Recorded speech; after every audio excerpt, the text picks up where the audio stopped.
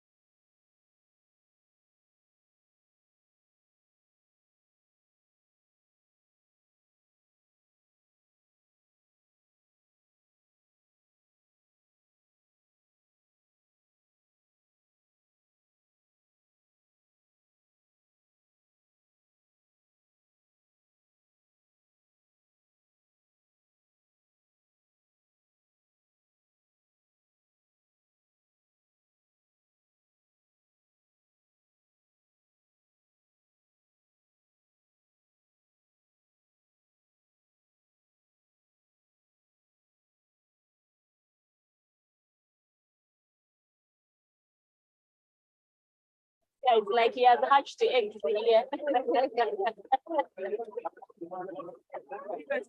Hi, darling. How are you, my?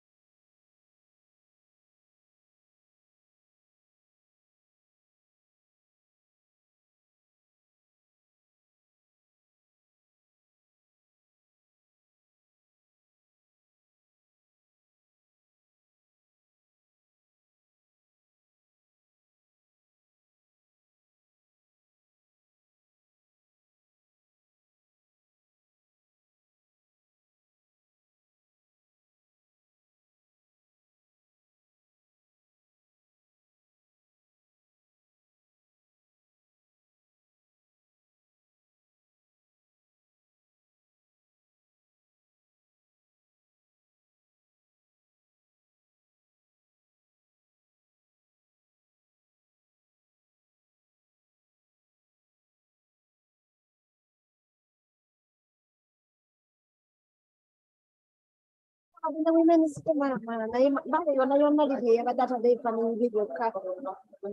Prime Minister.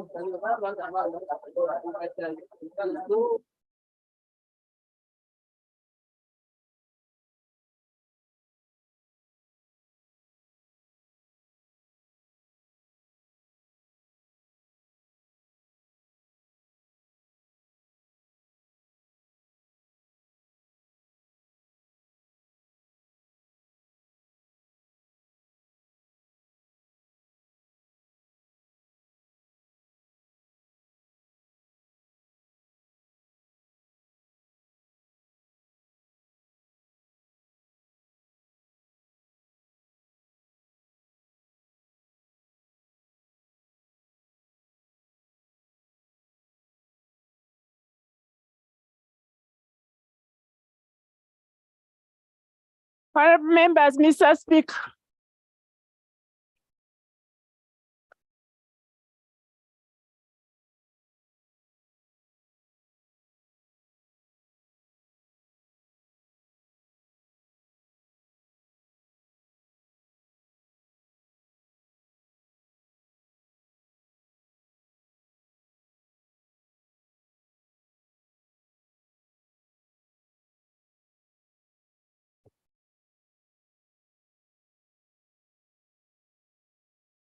Prayers, Almighty God, who in infinite wisdom and prudential goodness have appointed of leaders and parliaments for the welfare and just government of humanity, we beseech you to look upon with their doing for these your servants, whom you've been pleased to call to perform such important trust in this land.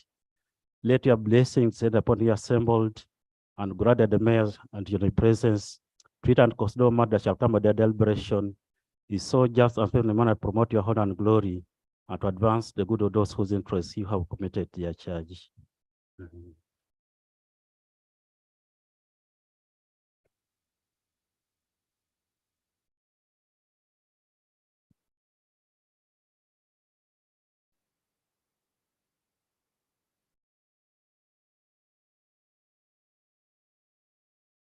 Item number 2 on the order paper, communication from the chair.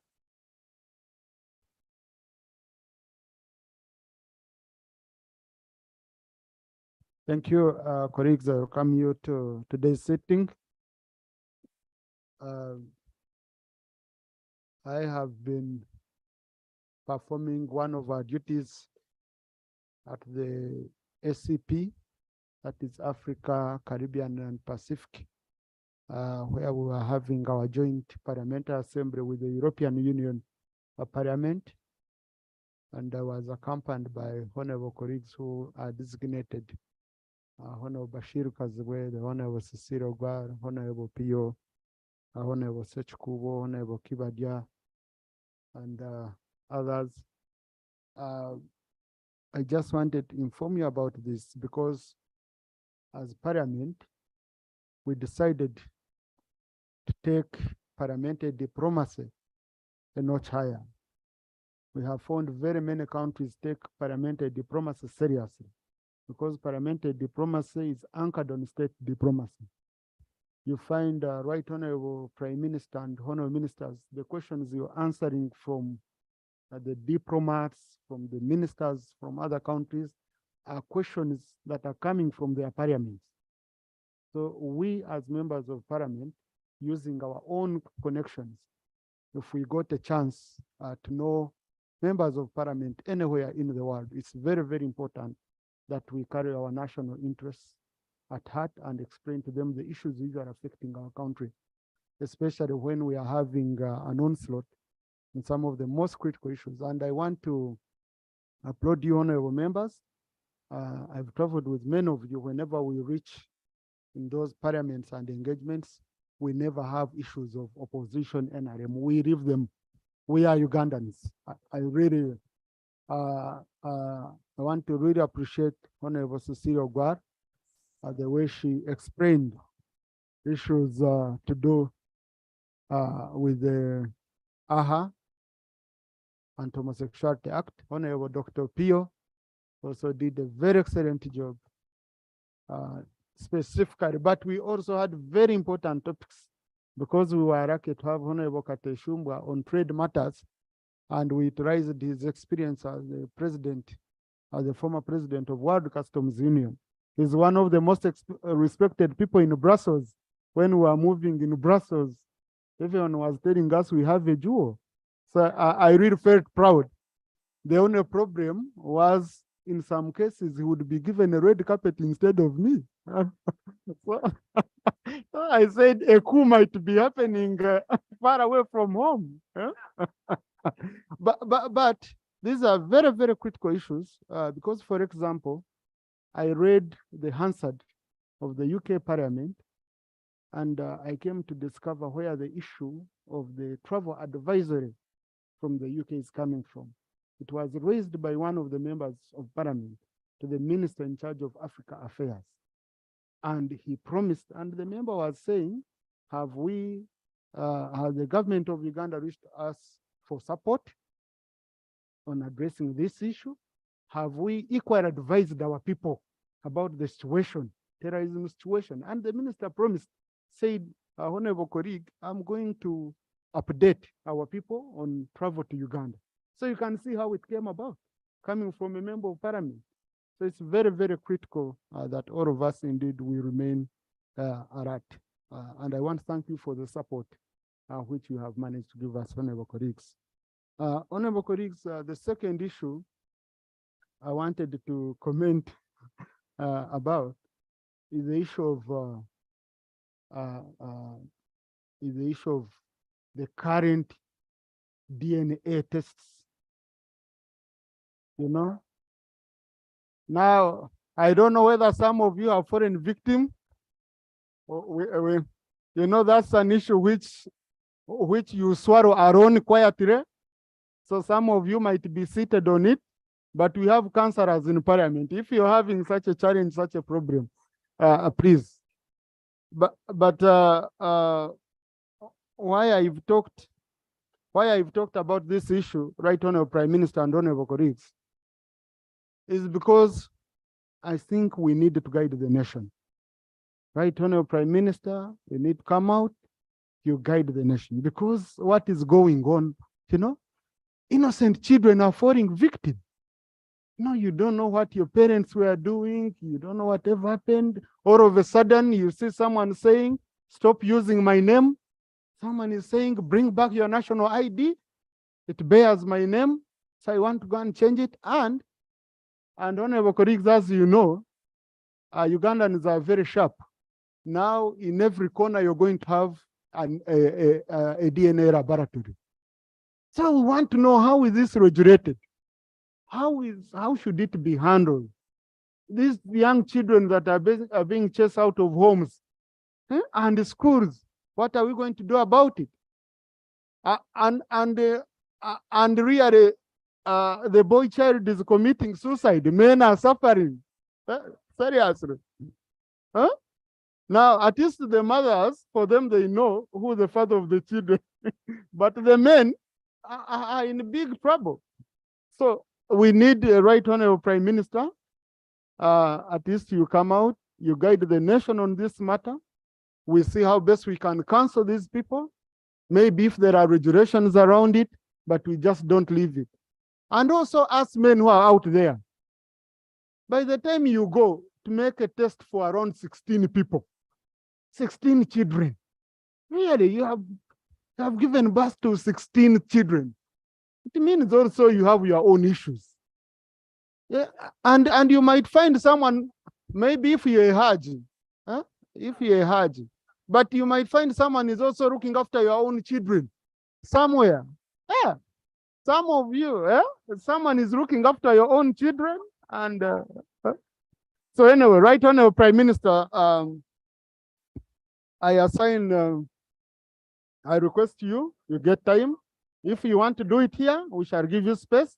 If you want to use media center or this one, or you have our support, Right Honorable Prime Minister, on this issue. Honorable colleagues, Honorable Saro Pendi, I want to invite you in my communication. You just help me lay something on table with regard to International Parliament Day.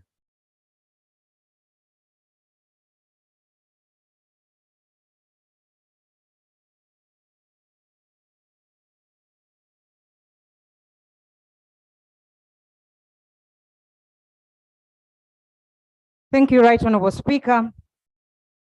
Right Honorable Speaker, I want to thank you and thank you for your communication.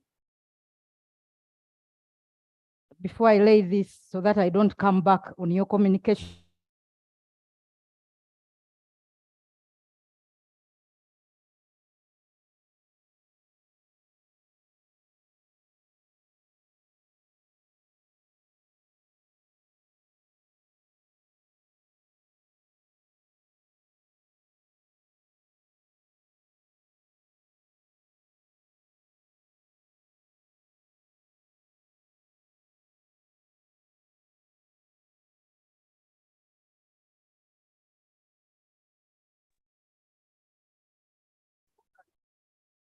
Thank you, Right Honorable Speaker. I will come back on that one. Right Honorable Speaker, on the 30th, every 30th of June, we are supposed to celebrate the Parliament Day. In 1889, the IPU, Interparliamentary Union, was founded, and this was on 30th of June. And the UN General Assembly in 2018 declared this day the Parliament Day. This year, the day fell on Friday. It was on Friday, and we were not sitting.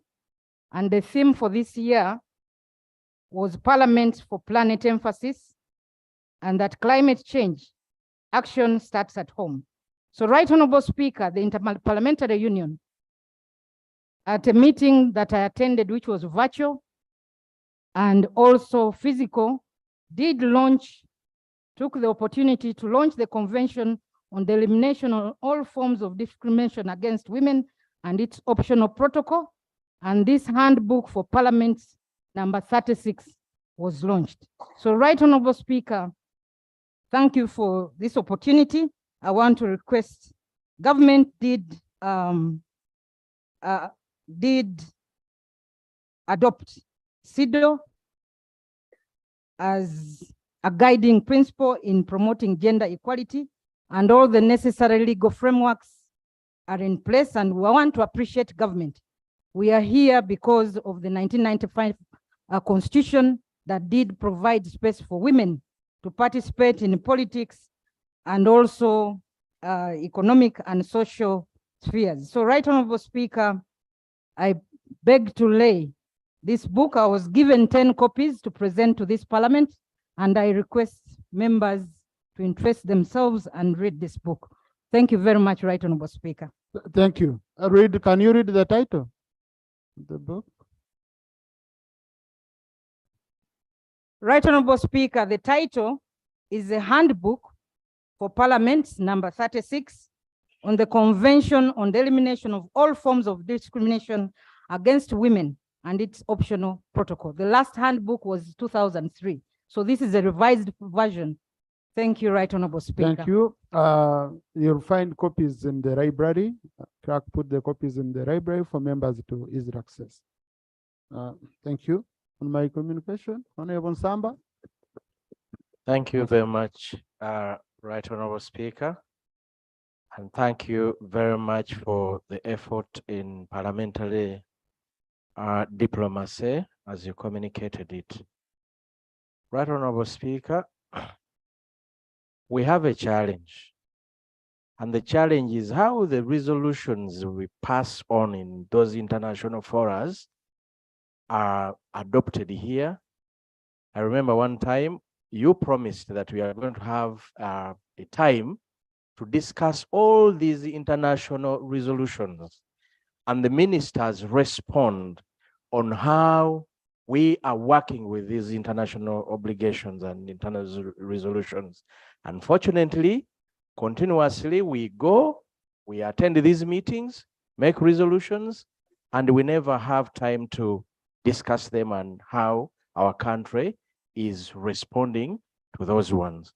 I'm not so sure whether everything that is agreed on internationally is good for our people.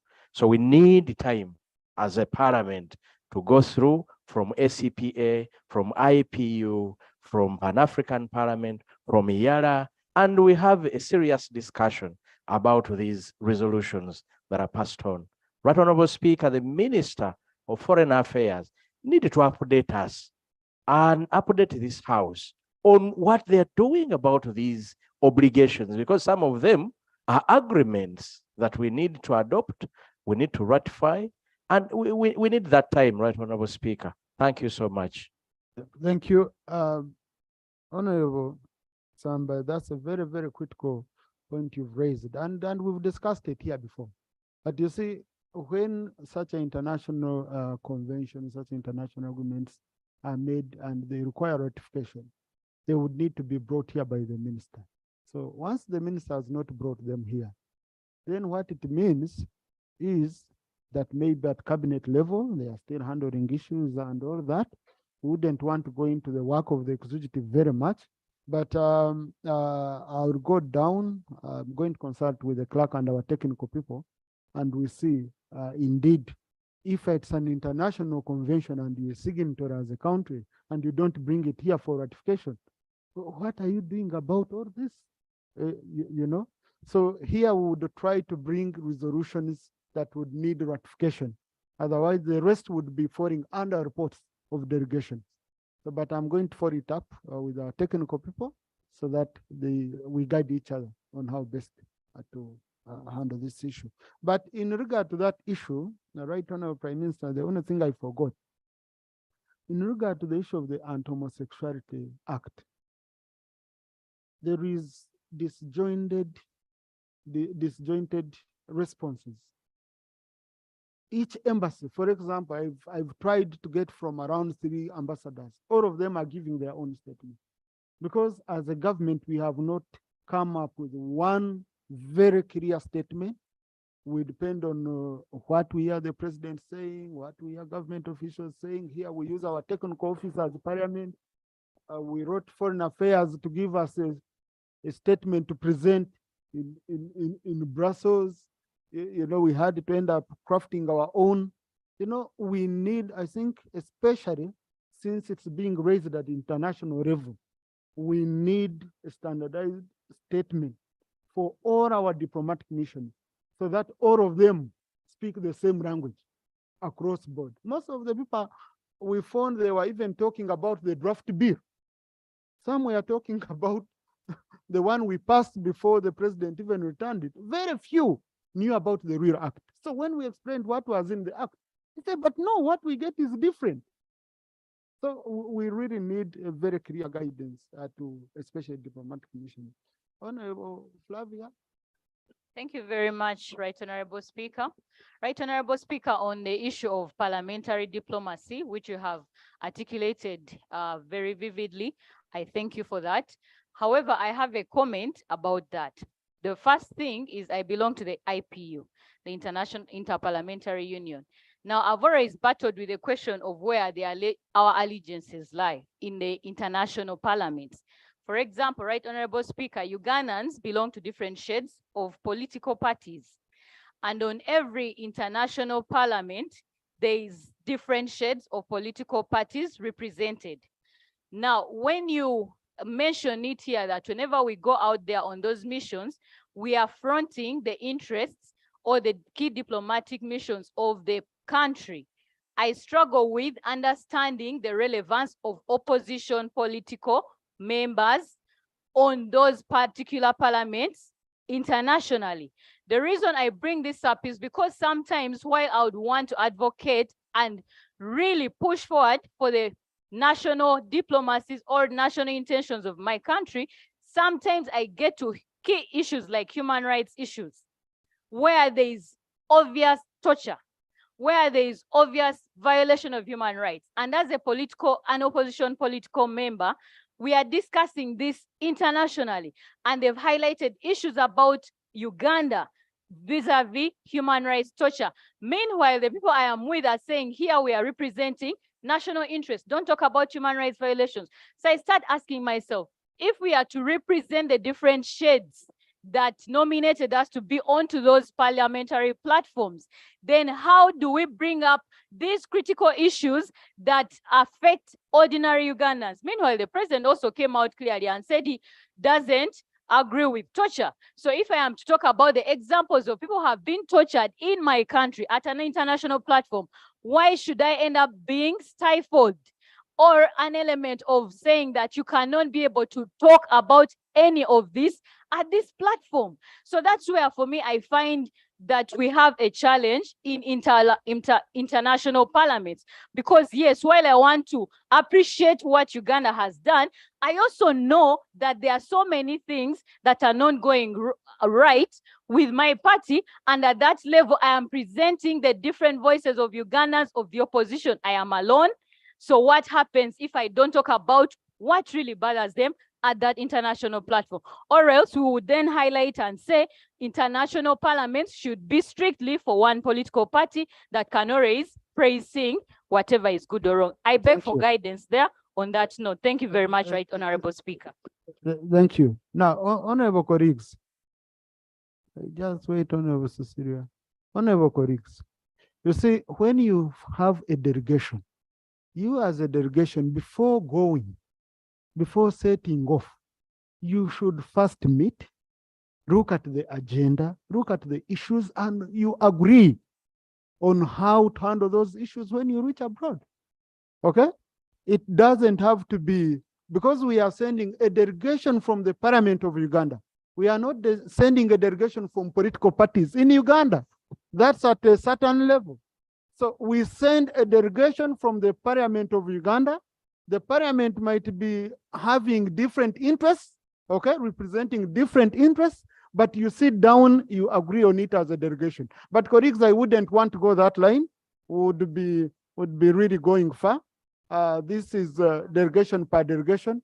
But I think what we will do at a leadership level, we can discuss this and we guide the members. But Honorable Cecilia Gwar wanted to say something on it. Honorable Cecilia had asked procedure. Honorable Cecilia had asked procedure. Thank you, Right Honorable Speaker. Right Honorable Speaker, I just want to make a clarification based on the statement made by our colleague who just spoke before your intervention. Right Honorable Speaker, this is a matter which I think we need to sit down as a parliament and talk among ourselves and agree. We carry different identity when we are outside the country. When we are here, we are Ugandans and we can speak like Ugandans. I can decide to speak in Lango now if I want. Yeah, because I'm in Uganda. If you say you are not understanding, I will say you are stupid. Why do you want me to speak Luganda when you can't speak Lango? Because we are speaking in Uganda. But when we are outside there, nobody knows Lango, nobody knows Baganda, nobody knows what. So we have to tailor our, I'm not asking anybody to upload what I'm saying. I just want you to understand what I'm saying. Order.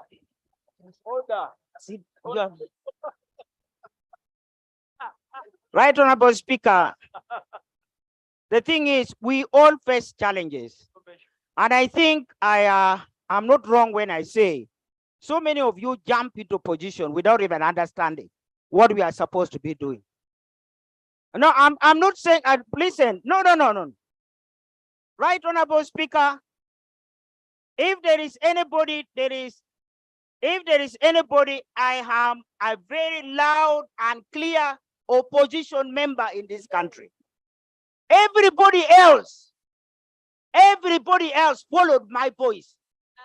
You were all in one stage or another. You were a member of NRM. Sit down. Right Honorable Speaker.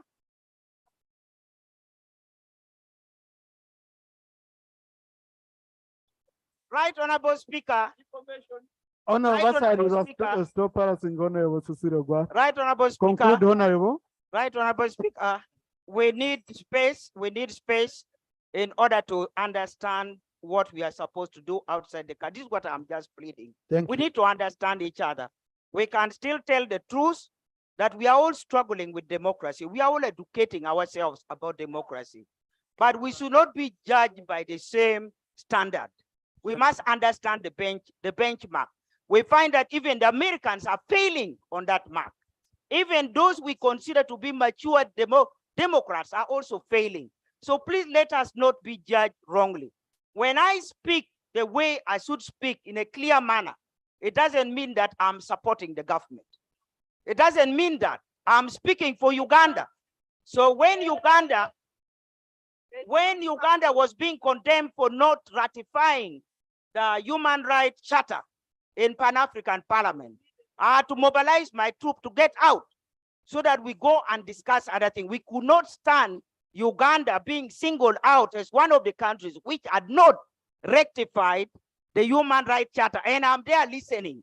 It is not right. So in a way, really, we have to know how to deal with our own internal matters internally, and how to deal with Ugandan matters outside the country. So, Right Honorable Speaker, I beg, I will accept your order. I will accept your order. Kind of conclude. No, I will accept her order because when she's 70 years, I will want her to speak my language. Thank you. Thank you. I will accept her order. Thank you. Honorable colleagues, no, Honorable Flavia, it's not Honorable Cecilia Gwar who aroused the point of order, it's the speaker. So, so Honorable colleagues, in the public gallery this afternoon, we have pupils and teachers of High Hope Primary School from Mwenge South constituency, Chenjojo district. They are represented by Honorable Katariwa Donald Biabazire and Honorable Kunihira Faith Philo. Please join me in welcoming them. Thank you. Colleagues, also in the public gallery this afternoon, we have students and teachers of Mariam High School from Kawempe North Division, Kampala District. They are represented in Parliament by Honorable Segiri Nyamhamad and Honorable Marende Shamim. They've come to observe proceedings of this house. Please join me in welcoming them. Thank you. Also in the public gallery, we have a delegation from Katera Parish, Bukomero Sub-County, Kiboga District, represented by Honorable Kaya Christine Nakimwero and Honorable Kefa Kwanka. They've come to observe proceedings of the House. Please join me in welcoming them. Thank you. Honorable Fidra. Thank you, Right Honorable Speaker. I want to join my colleagues. Procedure matter. I want to join my colleagues in applauding the team that represented this country out and the eloquency of all the members demonstrated to the international world that we have content in this country, and indeed we are legislating for our country very well. That said, I want to address my mind to your communication in regard to the rampant DNA test. Right Honorable Speaker, indeed it is true, even in my constituency, Lower Madi, the facts of DNA tests are becoming an issue. Knowing that a child belongs to a father and a mother, now that the DNA tests are being highly considered by the male factor, that is me, the man, where does this put the women in? As Parliament, as leaders of this country, we know that to secure a child's future, it takes two parents. And it has become an issue in this country where some women are looking after children of some men, and they do not have any complaint. Why is it that now men, us, including me, are complaining when we're looking after the children? That said, Right Honorable Speaker, as Parliament, we need to guide this country. And our laws are very clear. As I conclude, our laws are very clear. We have cultural guidance on how families are run and how children are brought out. We have the constitutional rights that enshrines the family and how our families are being managed. But above all, we have the religious beliefs where all of us belong to. Therefore, my guidance from the House really I want to get is, can the country be guided on how the new entrance of DNA tests that has become rampant in this country can help us as a country preserve our integrity, our cultural institutions, our cultural norms, our religious beliefs, and uphold our constitution that will remain power. Thank you. Honorable Faith Nakut, Honorable Semuju. Thank you, Right Honorable. There are a number related to the DNA test. There are a number of drugs and tests that are restricted and controlled by the Ministry of Health. Can we add the DNA test to that restricted list so that it is only done on a court order or to solve a problem? We want to save the mental health of our children and of the men who are now committing suicide. It's not adding value to the economy. Right Honorable Speaker, I propose that the Ministry of Health comes up with that, adds this DNA test to the restricted list. We acknowledge it has to be done, but it has to be done with guidance, not just with the reason to break up. There are people now in Uganda who are faking the results in order to put a case to malign the women, to spoil their names and to reject the children that they are supposed to care for. Right Honorable, we have to do something, and the Minister of Health can help us on this matter. So, honorable colleagues, on the issue of DNA, Right Honorable Prime Minister, I don't know how much time you think might be sufficient for you, but would need a statement in the House on how you're going to guide the nation and next steps next Tuesday. Next Tuesday, the Prime Minister will bring the statement and we shall have it debated. Honorable Semuju.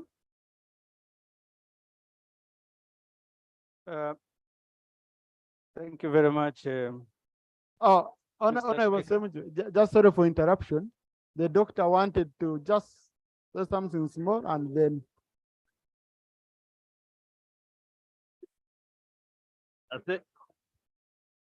Honorable Minister. Thank you very much. Right, Honorable Speaker.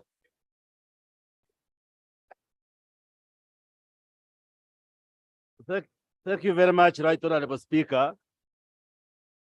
I also don't know what is the motivating married men to rush for DNA tests because it has become another pandemic. But I have discussed. But colleagues, let's please, colleagues, let's have order on this matter. You see, you might find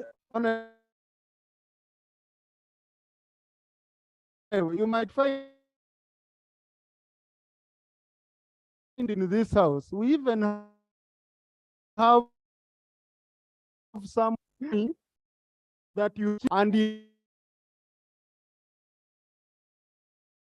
so serious matter. Let's not put a lot of. Honorable Speaker, it's a very Order. serious matter. Colleagues, order. Please, let's have order in the house. It's a very serious matter, which is even resulting in 2 suicides, and it has to be addressed. I have discussed this morning with the Minister of Health, and while for now it might be difficult to prevent or stop anybody from going for a test, but the concern, part of the concern is the quality of the laboratories and maybe the tests being carried out. And the Minister of Health this morning, under the leadership of the Commission, authorities, the Allied Health Professionals, and the Uganda and the Medical Practitioners Council held a meeting, various laboratories and managers, and an assessment is being carried out to check these laboratories accredited, are the clinics accredited, because it could be possible that people are running to clinics and labs which are not accredited by the Ministry of Health, and could be giving even false results. Minister, just hold on. Clinics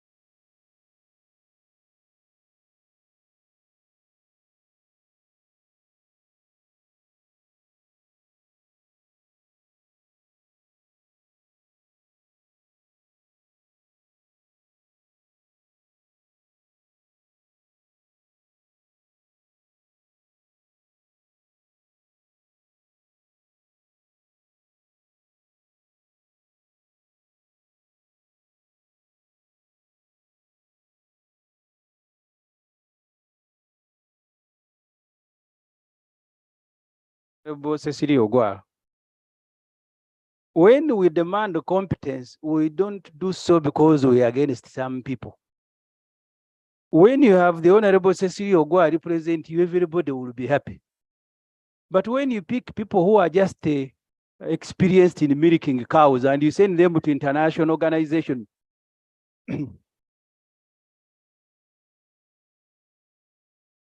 Point of order.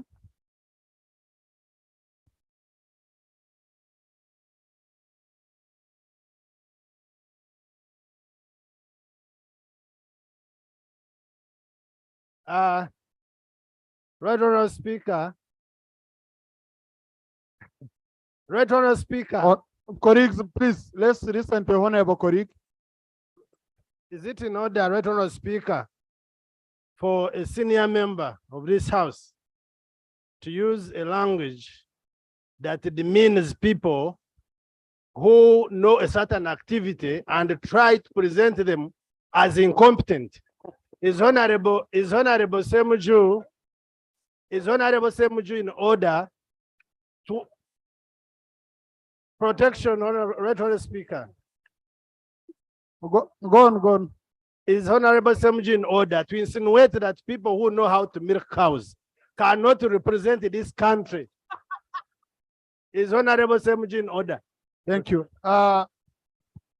Honorable colleagues, I really want us to be serious on some matters. Delegations of Parliament are formed by members of Parliament. Whether someone is experienced, whether someone is a teacher, whether someone has been a sweeper, that person earned, that person went through the same process to come here, like any of us. So I think it is very, if for example, we are saying in forming parliamentary delegations, we pick strangers. They become part of parliamentary delegations and go and represent parliament. Okay? Then it would be understandable.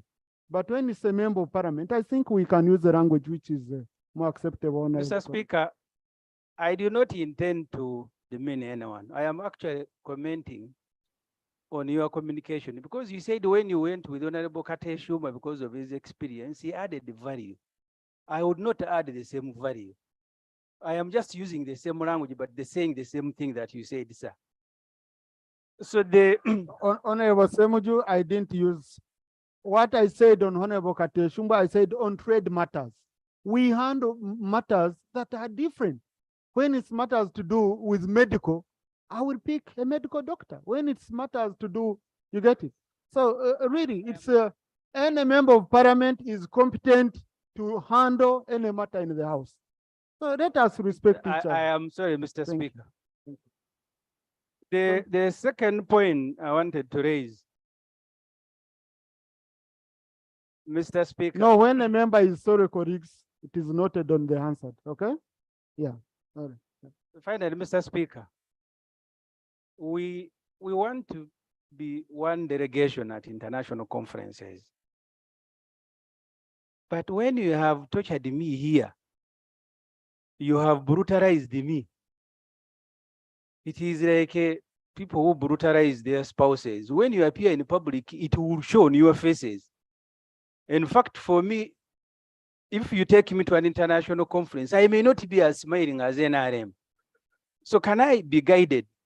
After torturing us here and then you put us on the same plane to go and representing Uganda, how do you want us to behave when we reach there? Thank you. I want to confirm to honorable colleagues. That all members of parliament we put on delegations are always smiling. And I also want to confirm that from all sides, you are always lobbying to be put on those delegations. Yes, I want to put it on record that from all sides, opposition, NRM members ask to be put on delegations. Yes. So, and those ones who don't want to be put on delegations, I would be happy once you create space for others. You'd have made my work easy. But what I said, which is very critical, Honorable Semuju, is in before you go as colleagues, you always have an agenda. You meet, you agree on how to discuss an agenda. Okay? And I believe the head of delegation will always agree with you. It doesn't mean that you go to hide everything, say you go to, no, but you go in knowing that the government might be doing something wrong, but what I'm doing, am I damaging the country? You differentiate between damaging a government and damaging a country. And that, of course, depends on your own judgment as a colleague. So far, the delegations I've had, we've not had issues of that nature. Honorable colleague, matters of national importance, Honorable Katoto Muhammad. Oh, let me first allow up, lead of opposition, and then I go to matters. No, I will not handle procedure all through there. You know, now people have known a shortcut. If you want stand procedure. Thank you, Right Honorable Speaker. I want to join the colleagues to applaud your team that ably represented us in that international conference. And particularly when you made a clarion call on the United Nations Security Council to consider according Africa 2 permanent seats. But Mr. Speaker, it may take ages until Africa has a nuclear weapon. Mr. Speaker, in your communication, these terror alerts, we had a recent one, and they normally come from the conceptual West. The other one of the United States government. Now this time, United Kingdom terror alert. And they are always, more often than not, they predict accurately. Even this one may come to pass. But it's good that you interact with the member of parliament of the United Kingdom. No, I read the answer. I didn't. Oh, it's good you read that answer. Yeah. And the answer they helped to let the cat out of the basket. And you got to know that Uganda is working in isolation. There is a serious gap, maybe, in intelligence. Intelligence gathering is one thing, but intelligence sharing is another. This particular MP is castigating Uganda for working in isolation, for not reaching out or cooperating with these superior powers that have always been predicting these terror alerts. And this has endangered our citizenry, Mr. Speaker, sir. Don't you think it would be prudent to require a statement from the relevant line minister to explain why they are working in isolation and are failing to move from isolation to cooperation in sharing intelligence? Thank you. Right Honorable Prime Minister, you want to comment on that?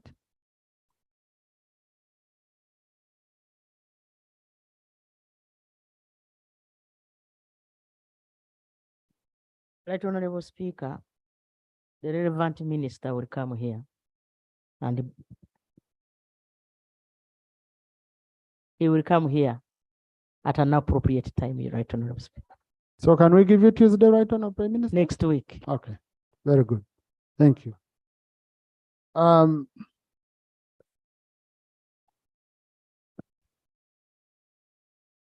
Honorable, tell me about your privilege that has been violated.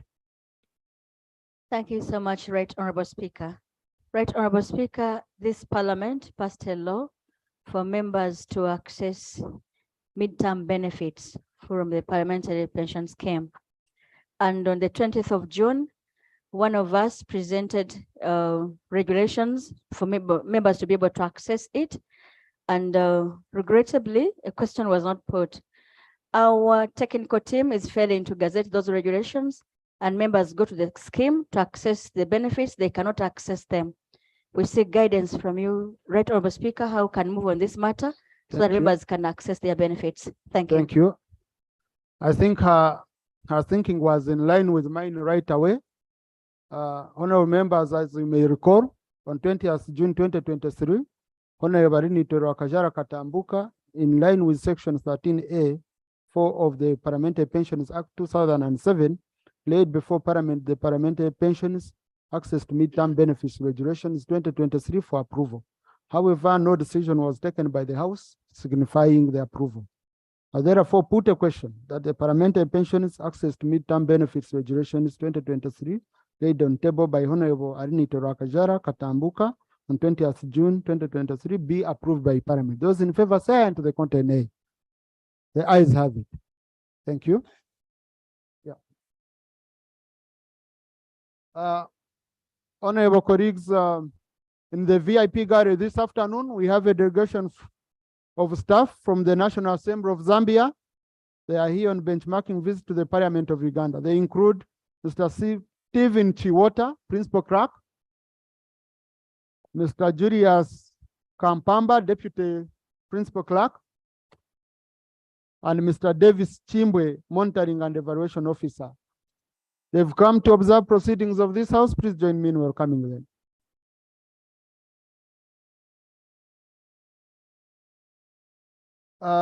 Also in the public gallery this afternoon, we have students and teachers of Buzaya Secondary School from Buzaya County, Kamuri District.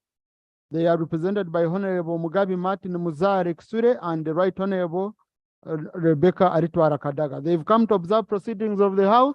Please join me in welcoming them. Thank you. Honorable Muhammad Katoto.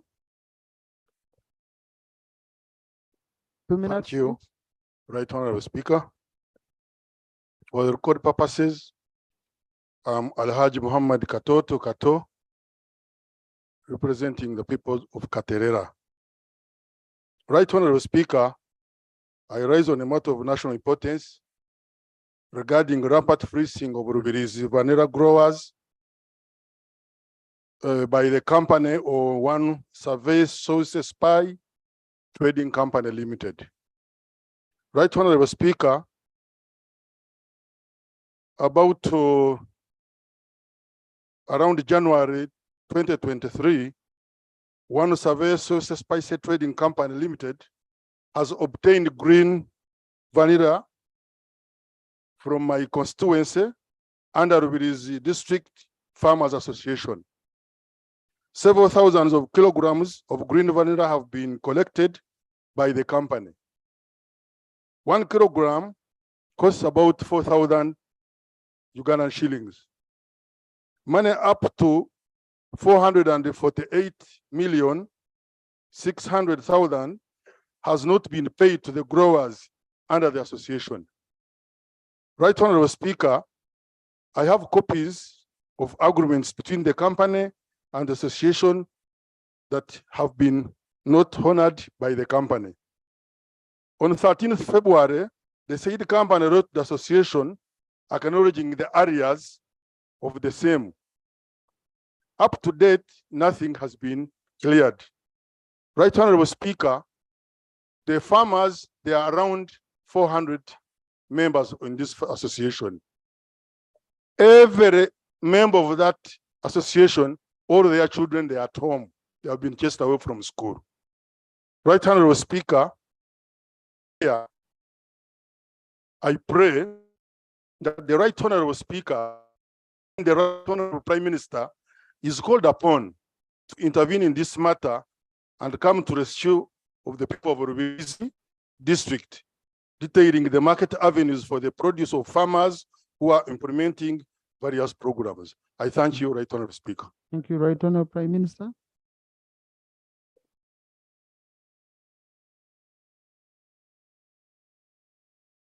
Right Honorable Speaker and colleagues, let me direct the Ministry of Trade and Industry to go ascertain the numbers of the members of our community who have been defrauded and make sure that they are paid and report back to this House. Thank you. But Right Honorable Prime Minister, my view would be that instead of reporting back here, because sometimes we croak the order paper, very many reports from government. So you would work with the members of parliament from the area and I know you're an action person, you focus on action. You help these people, they get paid. They really, thank you. Honorable Mwezo.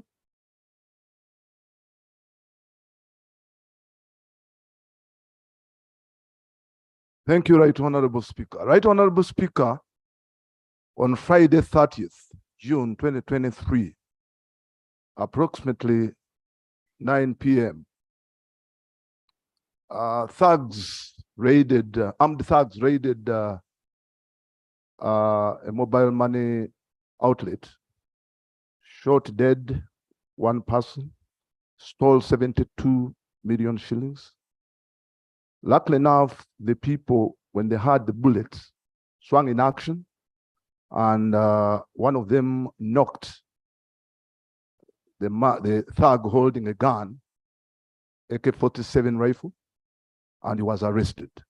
The gun was recovered, and police established that the gun was a UPDF property, but also one of the thugs was a UPDF officer from Chikubamutwe barracks in Kayunga.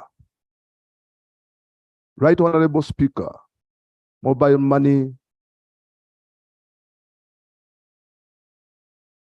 Right Honorable Speaker, there is rampant involvement of security personnel involved in armed robberies and murders going on in the country. So my prayer is, one, I want government to compensate the victims. Number two, I wish the Minister of Defense and that of Internal Affairs to explain why the increased involvement of security personnel in such matters. Then three, Right Honorable Speaker, we are all aware that majority of the police posts. Conclude, Honorable. Thank you. Majority of the police posts were removed from our constituencies, and the IGP did not increase the number of policemen on patrols, and that's why there is increased insecurity in our various constituencies. So I wonder why. Honorable, you've already made your prayer. Thank you. Thank you, Right Honorable. Right Honorable Prime Minister.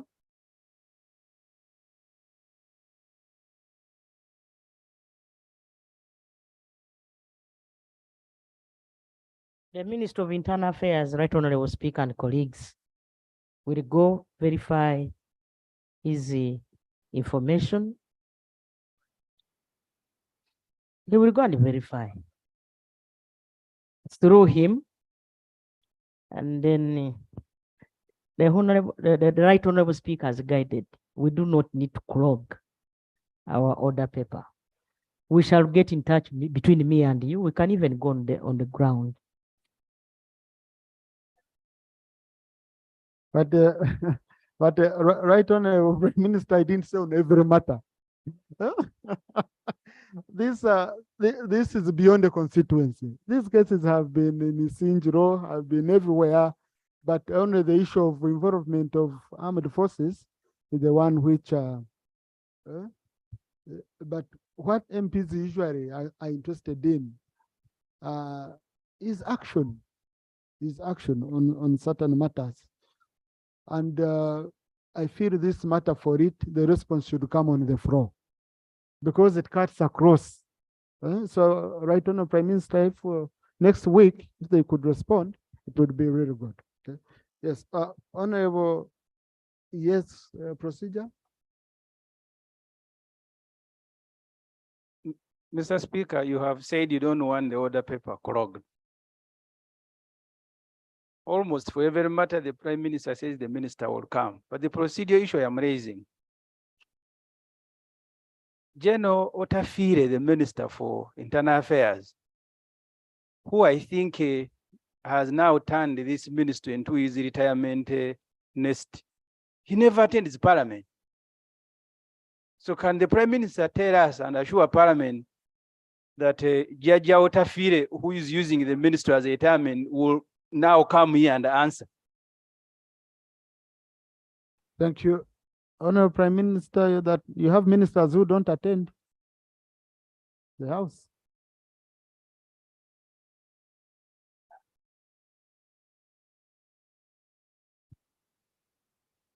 Right Honorable Speaker and colleagues, the Honorable Otafire and General Muhozi are the members of cabinet who are charged with the responsibility of that docket. Remember, we agreed here that we have a rota where ministers will be attending, especially those ministries that have more than one minister. And so when you see General Muhozi here, the ministry is ably represented.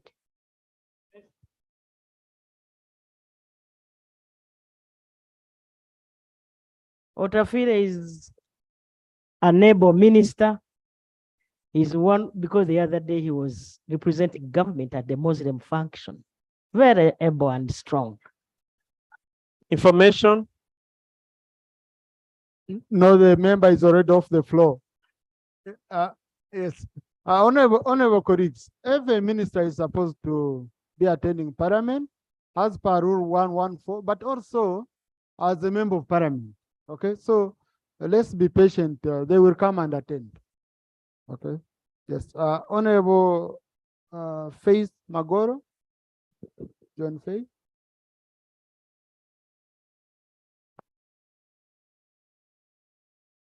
Right, Honorable Speaker, this Parliament appropriated Uganda shillings 22 billion for the Ministry of Health to pay arrears for medical interns and senior house officers in all sites of placement across this country. Interns and senior house officers across the country, for example, in Kirudu Hospital, Mlago, and Barara, among others, have been paid their full arrears. However, interns and senior house officers in Mbale Referral Hospital are not paid their arrears, with details here attached. The second and third years whose payment was affected or effected only received 2 months out of 6 for the period of January to June 2023. The first years received 3 months payment out of 7 for the period of December 22 to June 2023. The COSESCAS fellows in second and third year are partly paid, while their first year counterparts have not been paid. The medical personnel in Mbari Referral Hospital are demoralized and hardly doing what is expected as they feel discriminated. My prayers that the Ministry of Health should expeditiously pay the arrears of the internees and senior house officers at Mbale Regional Referral Hospital with immediate effect, since the money was appropriated by the minister should report this to this House of the action taken. Thank you very much. Thank you. Right, Honorable Prime Minister.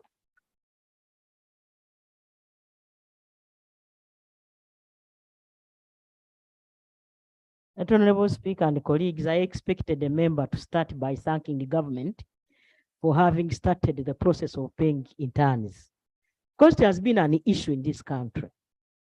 I want to promise that even those interns at Mbari Regional Referral Hospitals will be paid.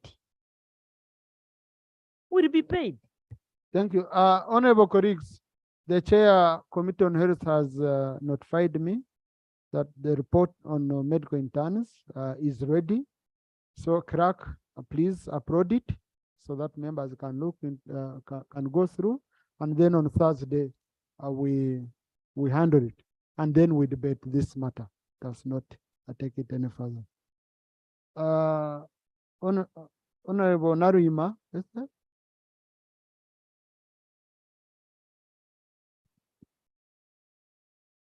Thank you so much, Right Honorable Speaker. Right Honorable Speaker, my matter concerns the indiscriminate conversion of Uganda Forest Reserve to settlement and industry.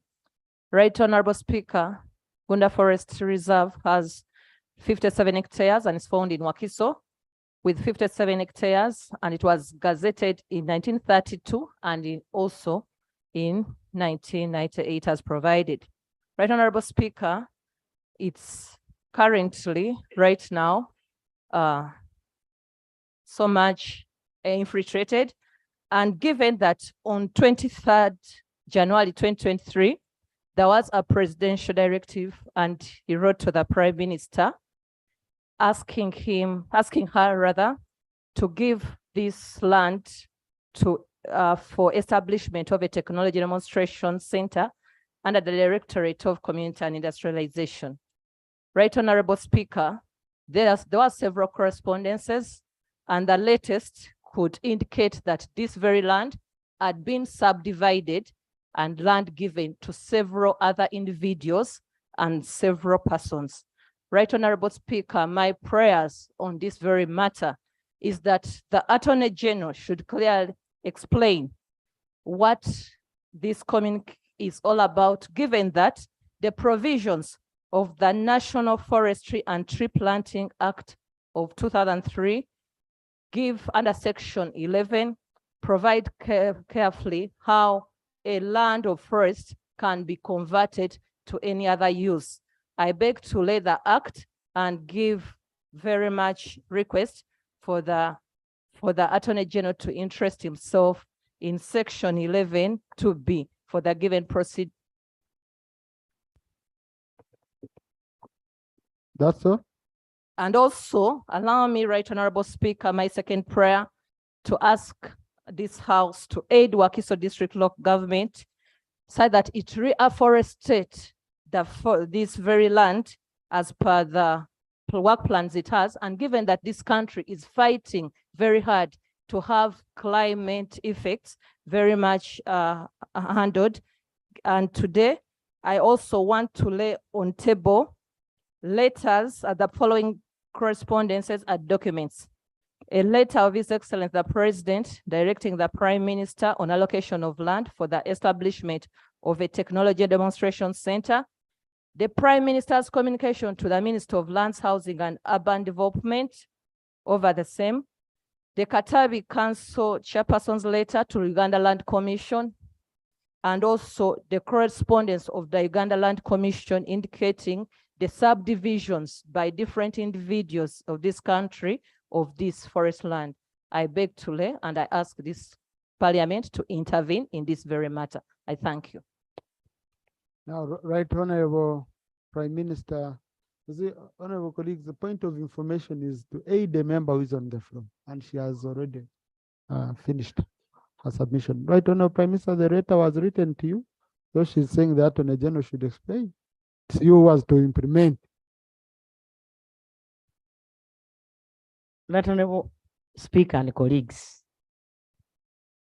I derive my powers from Article 108 as lead of government business, and also as somebody who is mandated to act on presidential directives and any other assignments given to me by the President. Right Honorable Speaker, Uganda is becoming an industrialized country. And so I request that Parliament waits when time for us to come here for the gazettement.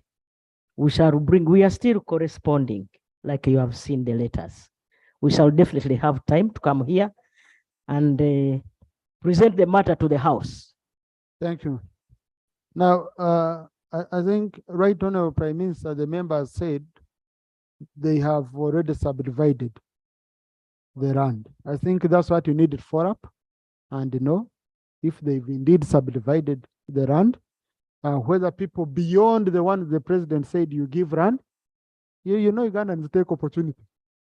They say this forest, if they can give so and so, I can also get my share.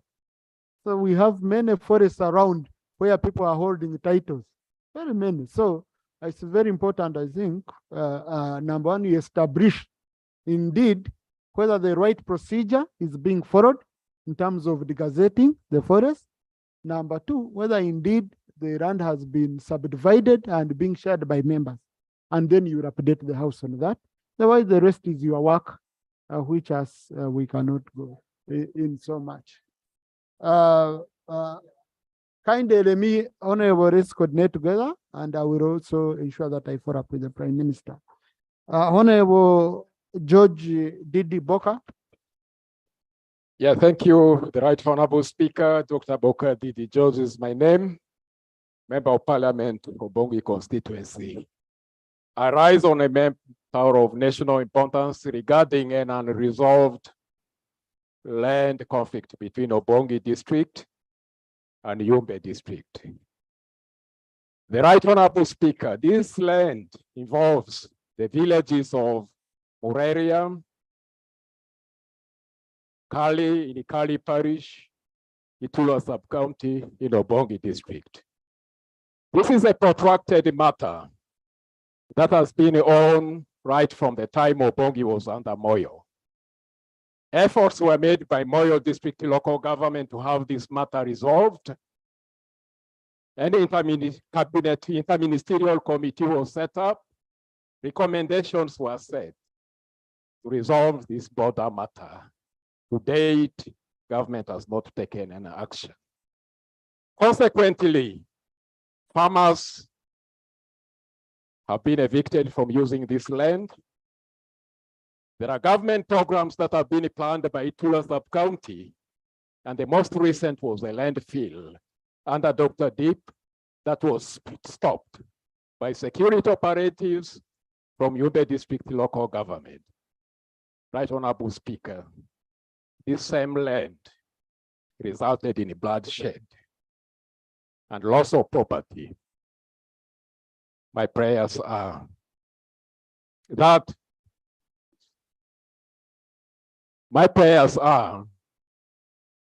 the Ministry of Land and Urban Development expedites the process of resolving this border conflict.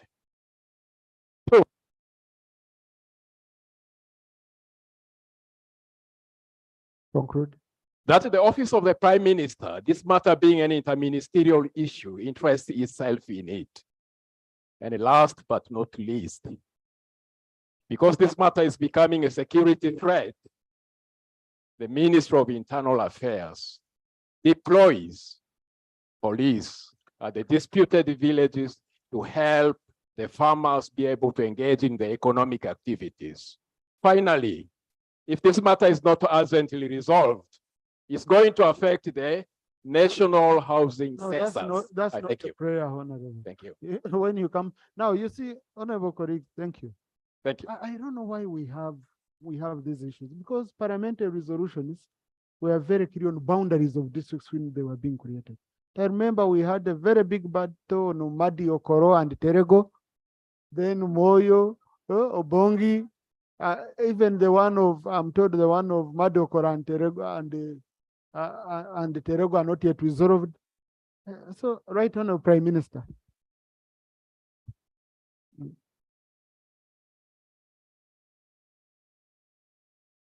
Right Honorable Speaker and colleagues, an interministerial committee headed by myself, involving the Minister of Local Government, the Minister of Lands, the Attorney General, and the Minister of Internal Affairs, has had 3 consecutive meetings on the boundaries of a number of districts, not only Obongi and Moyo, Madi Okoro and Gulu, but also other districts across the country. The Honorable Speaker, we shall handle this matter until it is concluded and report back to this House. Thank you. And I think, Right Honorable, you need to have periodic interactions with the MPs involved, because I could see when they come to our office, they are under so much pressure. So utilize your interaction, your connection with the Prime Minister, who leads your side. You will find you sort most of these issues. Honorable Kwekateria James.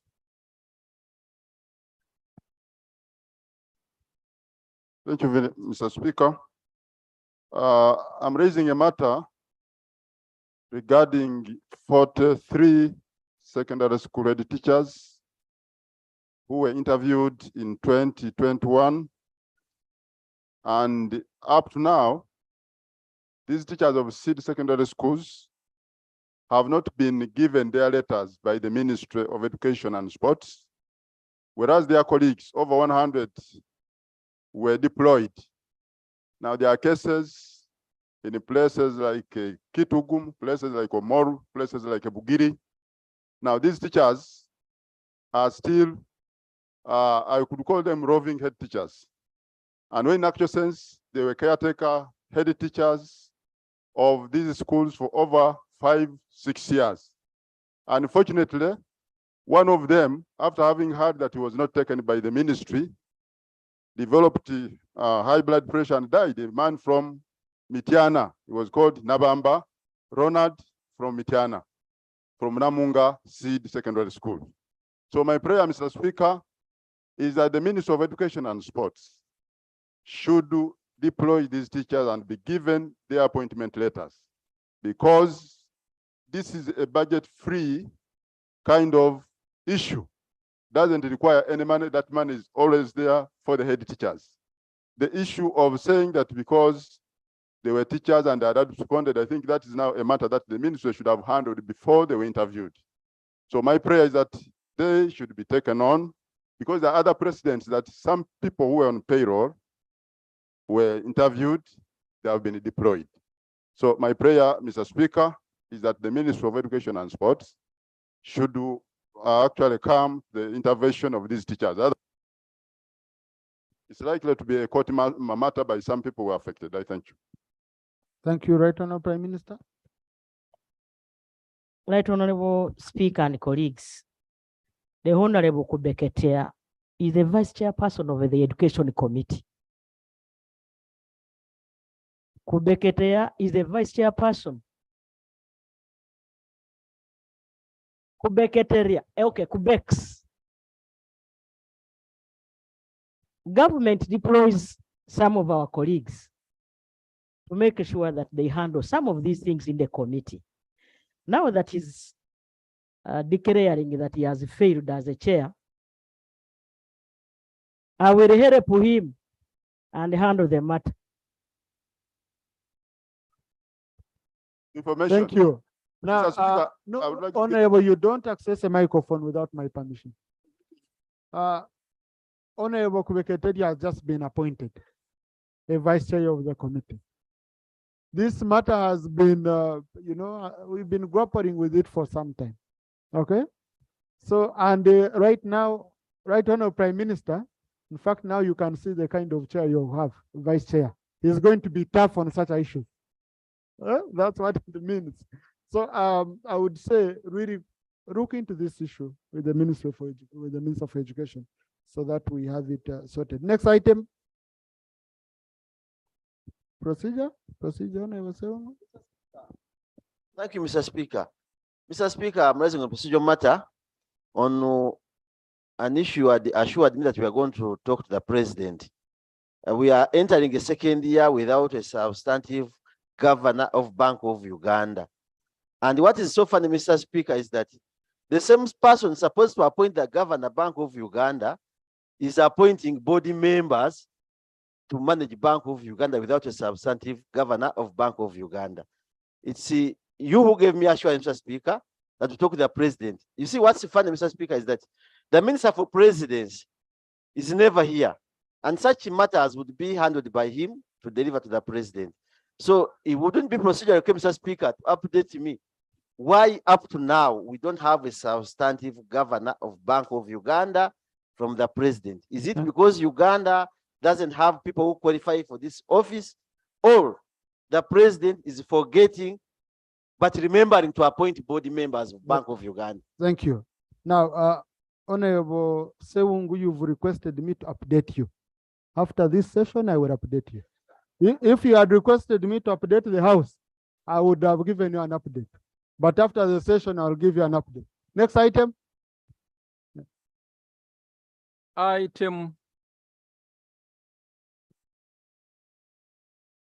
Next item.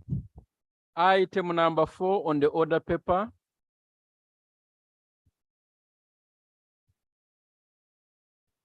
Honorable Minister for Finance. Mr. Speaker, sir, I beg to lay on the table the tax expenditure report for the period July 2022 to June 2023 for financial year 2022-2023. I beg to lay. Thank you. Thank you, Honorable Minister.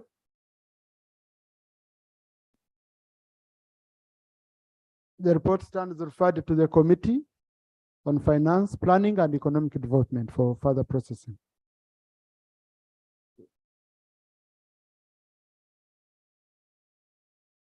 We have another document for laying. If it's not ready, we can handle it another time. Okay. Item number 3 on the order paper, statement by the Minister on hosting of the celebrations of the Second World Kiswahili Language Day in the East African community. Right, Honorable, just wait a little. I have a procedure matter here. Thank you very much, Right Honorable Speaker. Right Honorable Speaker, when I look at the order paper, I see that we don't have a very important item there.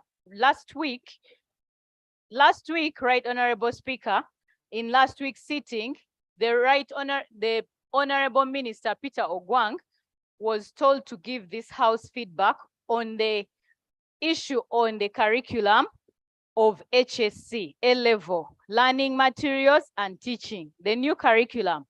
I know that there are some teachers who are already complaining about not knowing how to proceed with the A-level new curriculum. And he was supposed to have presented the statement today, but I don't see it on the other paper. I also don't see the Honorable Peter Ogwang around. Are we proceeding right if we don't have this matter of national importance sorted out in our schools? Thank you very much. Thank you. Honorable, first of all, we are proceeding very well. Number 2, every item on the order paper is equally important, every item. But number 3, sometimes we give a timeline and then we as presiding officers go back and we manage the situation working with the minister. So if the minister is not ready, it doesn't help for us to put it on the order paper. We call and the minister says, I'm not ready. You know, we work together, but we are going to follow it up as an urgent matter. Yeah. Yes, right, Honorable?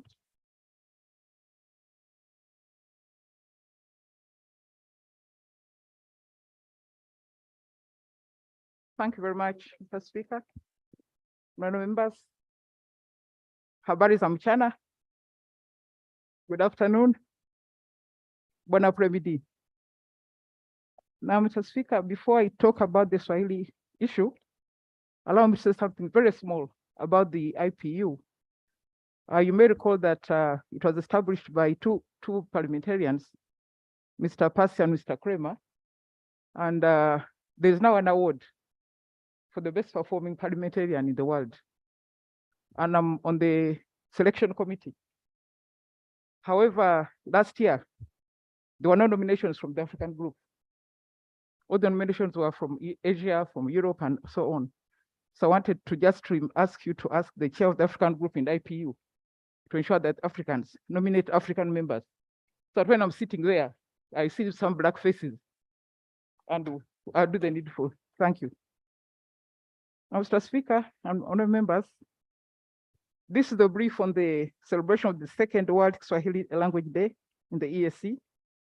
It is intended to promote the use of Kiswahili as an official language in Uganda and create awareness about the East African community. You may be aware that Article 62 of our Constitution stipulates that Kiswahili is the second official language, but we have never actually actualized it. Article 137 of the Treaty for the EAC states that Kiswahili should be the lingua franca of the East African community.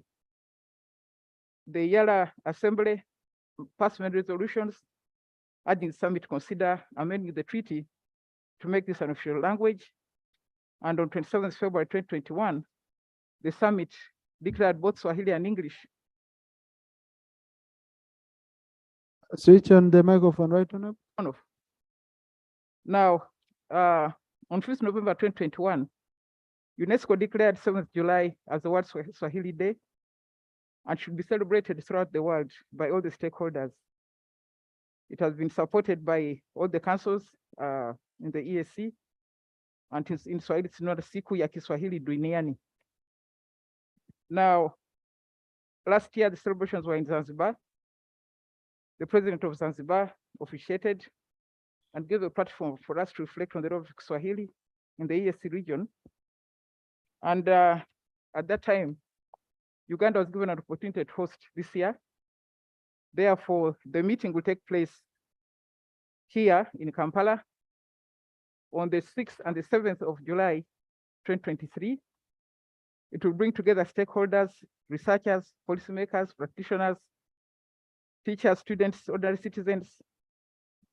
There will also be recognition awards for those who have been working very hard on the issue of Kiswahili. So the benefits are many.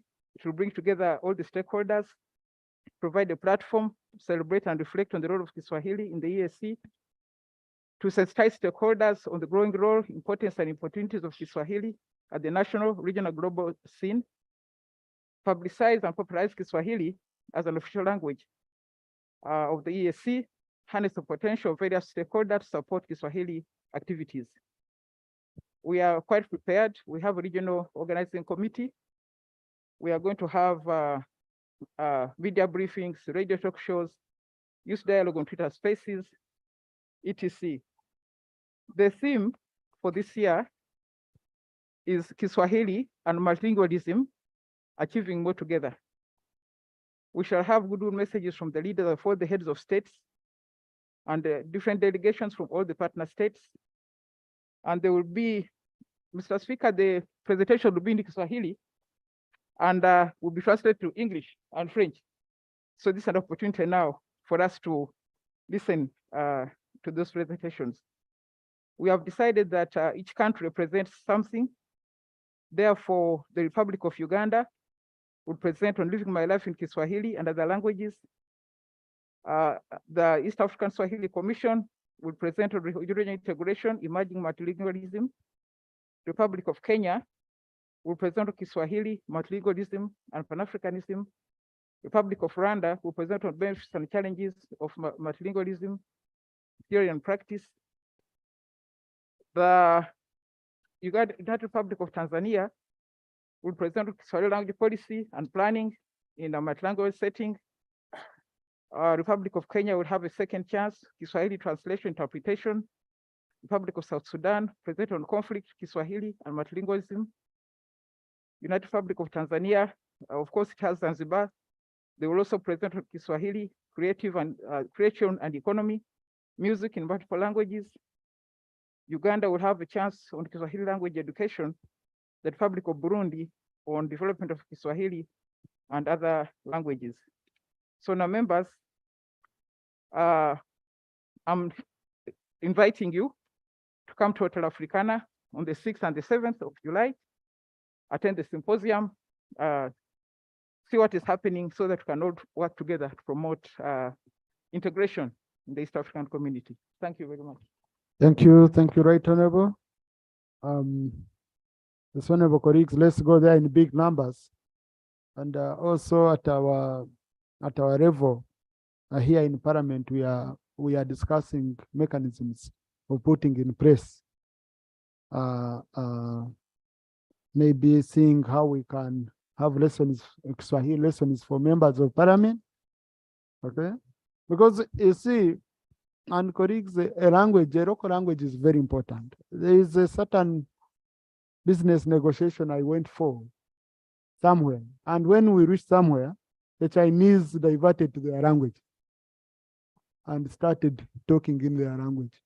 Now, the team I had, we could only listen to each other in English, so we couldn't share any secret. They went, banged the tables, did what, then after came back with an agreement.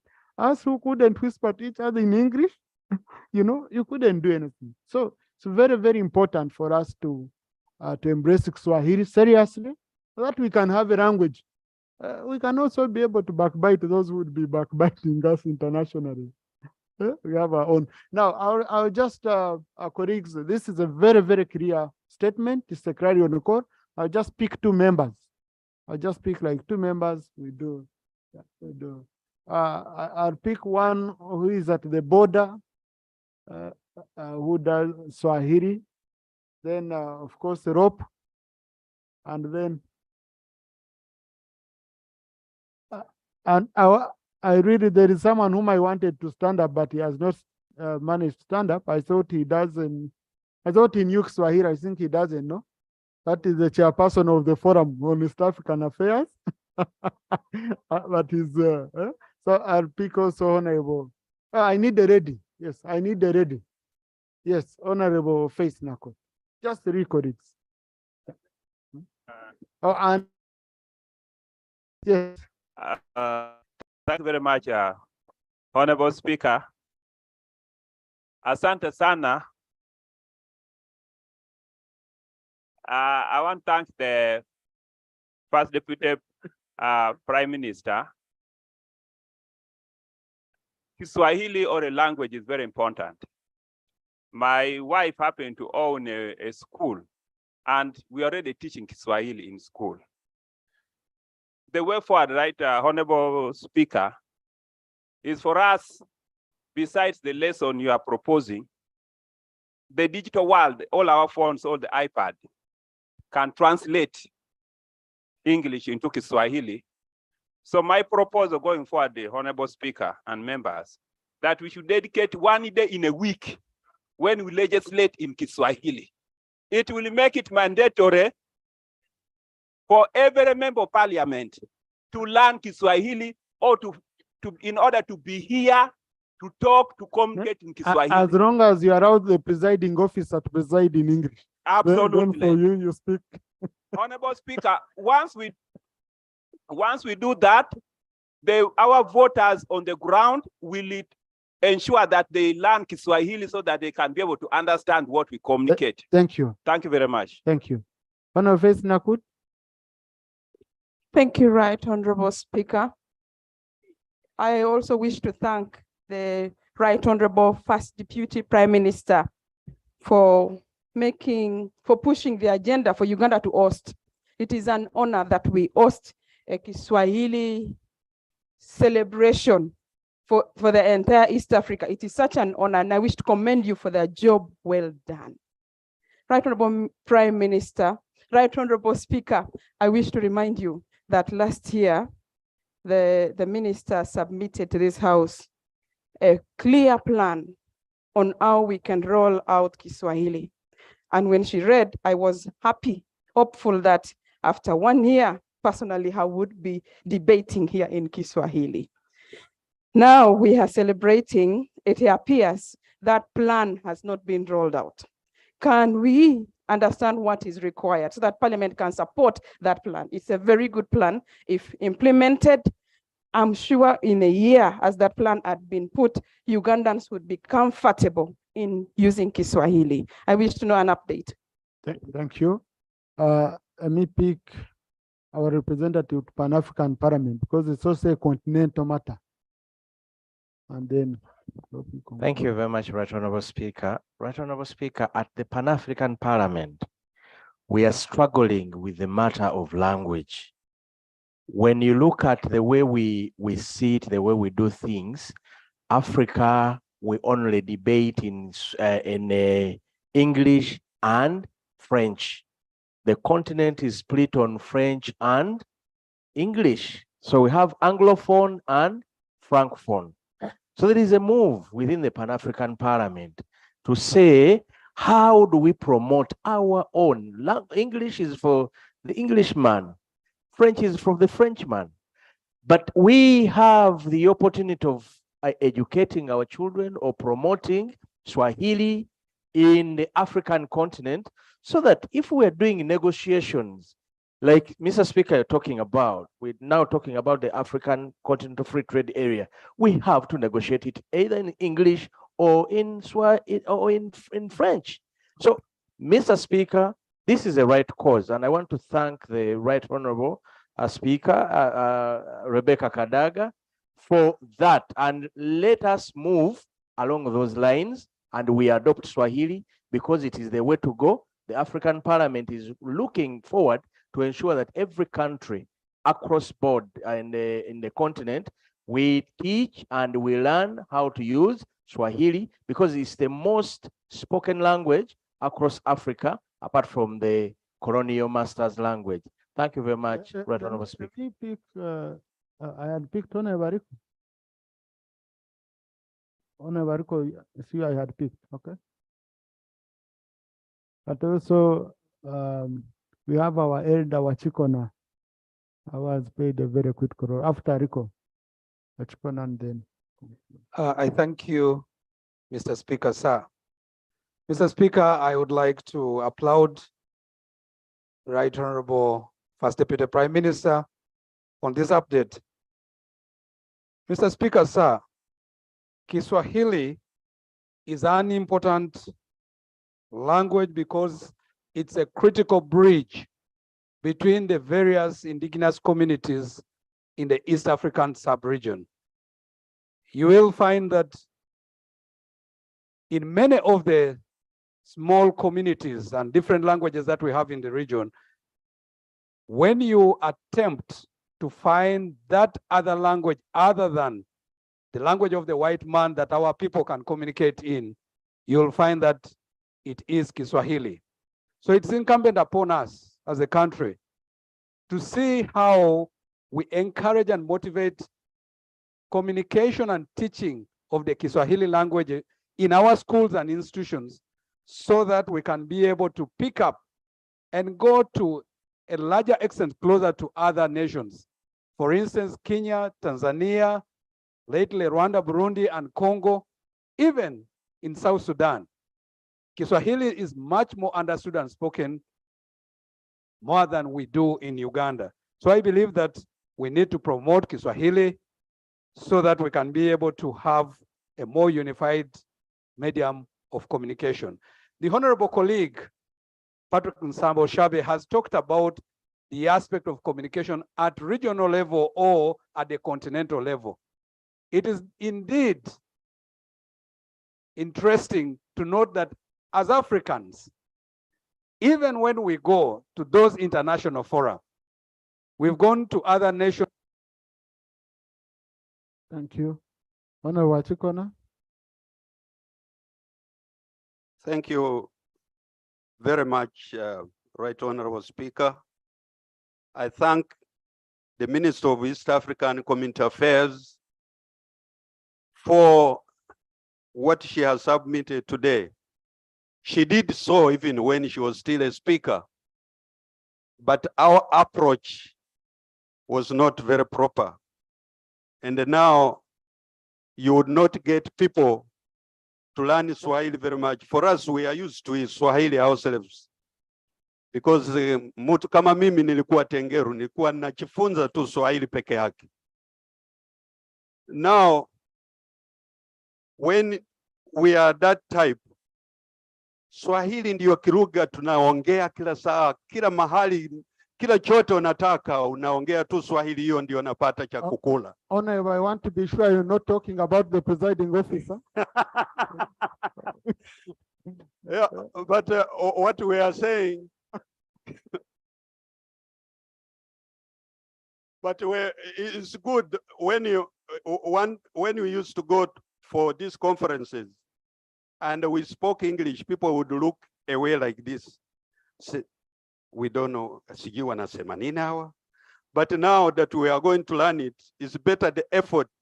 I hope the responsible people will put such effort so that you don't force a language into people, but those who are interested should come and together, even when we bring in Swahili speaking people in there, they will learn the thing faster than ourselves. Thank you very much. Thank you. Honorable colleagues, I've already started mine quietly. There is an application called Doringo. And every morning, every morning, it reminds you, you start just for like 5 minutes, very critical words, and it monitors your progress. It keeps giving you the words slowly by slowly, then you go into sentences. So slowly by slowly, one day I'll come here and I only preside in Kiswahili. And yeah. So yes, so Lop, conclude with Lop. Colleagues, we still have items where I'm going to pick you. I know, I'm seeing. So I usually I don't want to give double opportunity to people when others have not yet. So I looked for a ready and I couldn't. I only got on a face and I could. That's why I picked. Thank you very much, Right Honorable Speaker.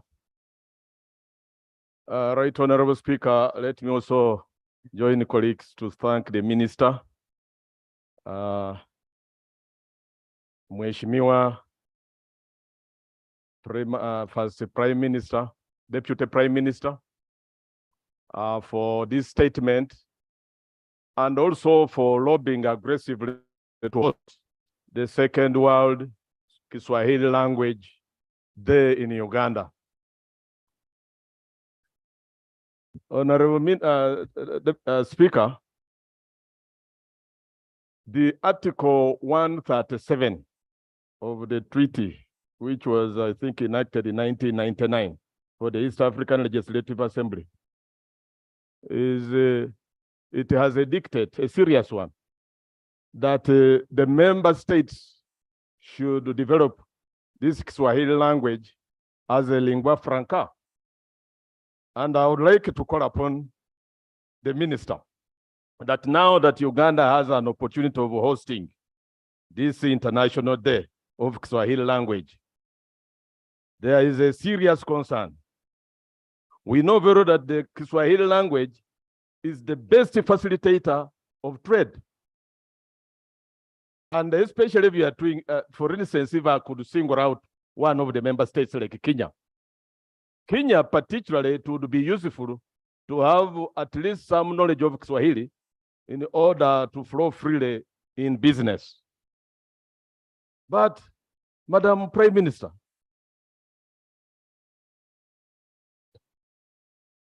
we have the protocol, we have the treaty, all these protocols like the customs union have been signed by the member states. But the $1 million question is there strict adherence by the member states to these protocols, to this treaty. If they are still rejecting goods and services from Uganda, for instance, Kenya. Kenya is now the largest economy in East and Central Africa, Mr. Speaker. And they are the biggest beneficiaries in this region. You will even find businessmen from Kenya in our villages, Mr. Speaker, sir. But even when protocols that have been signed to remove those restrictions and allow free movement of goods, labor, services, and capital are there, Ugandans, their goods, even as we talk, South Sudan, the recent one in the recent past, it was Kenya, which had a flimsy excuse over our maize, that it had aflatoxins, which was not true, because it was eventually prevailed upon by the Uganda National Bureau of Standards when they conducted a confirmatory laboratory test. They found that our maize is fit for human consumption. So now that we have an opportunity, Madam Minister, could you please prevail over them and know that Ugandans will not embrace this language if they are not encouraged through trade? Yes. If they are not encouraged through trade to integrate. If Kenya, for instance, has closed off, Rwanda has closed off, so is Tanzania. And we say that the language is a facilitator of trade. Would it be carrying meaning, honestly? Conclude. If our people in Uganda and their goods are not allowed to cross, and then the rest of our neighbors are at liberty, Sudanese are here. Everyone is here, honestly. When it comes to us reaching out to there, it's a complete opposite. So this, even I'm reliably informed, Mr. Speaker, that Kiswahili that had gained traction in the forces is degenerating. I'm yet to find out why. Yeah, please. Thank you, Leader of Opposition. Mr. Speaker, I joined the military police as a teacher in 1992. And I was a primary teacher, but there was no single soldier, whatever tribe, that could speak his language in the barracks other than Swahili. And the warrant officers, the RP of that day, hearing you speaking another language in the barracks, would be criminal and would be subjected to punishment because they were fighting tribalism within the army. But as we talk now, the information I'm giving, police, I don't know whether they train from, they don't know Swahili.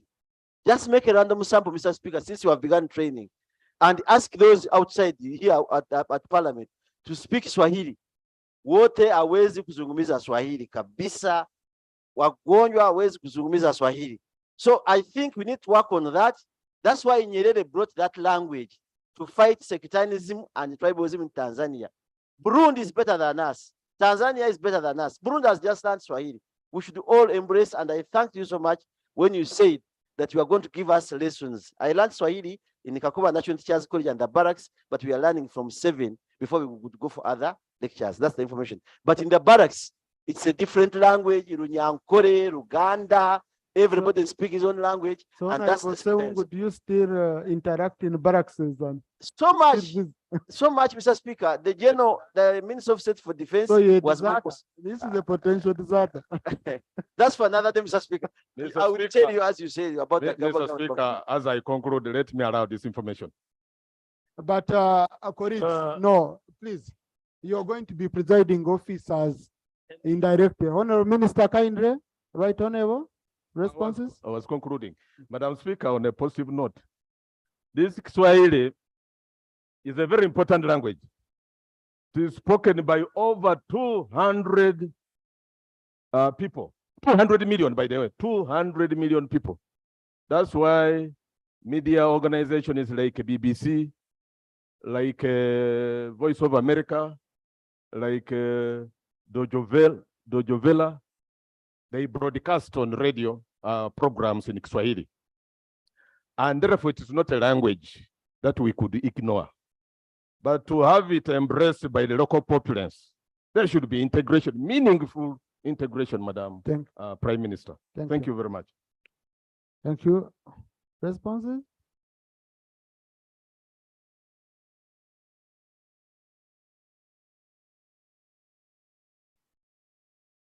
Thank you very much, Mr. Speaker.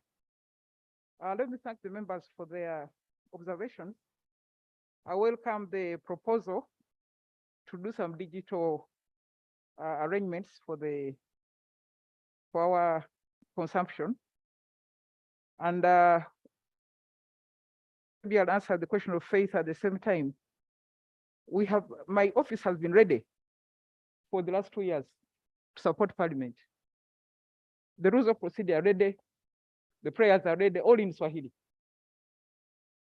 We sent a text here, but it hasn't been picked up. Therefore, Mr. Speaker, I want to direct the clerk to come to my ministry in an open ceremony so that we hand over officially the rules of procedure, the prayers, all the materials.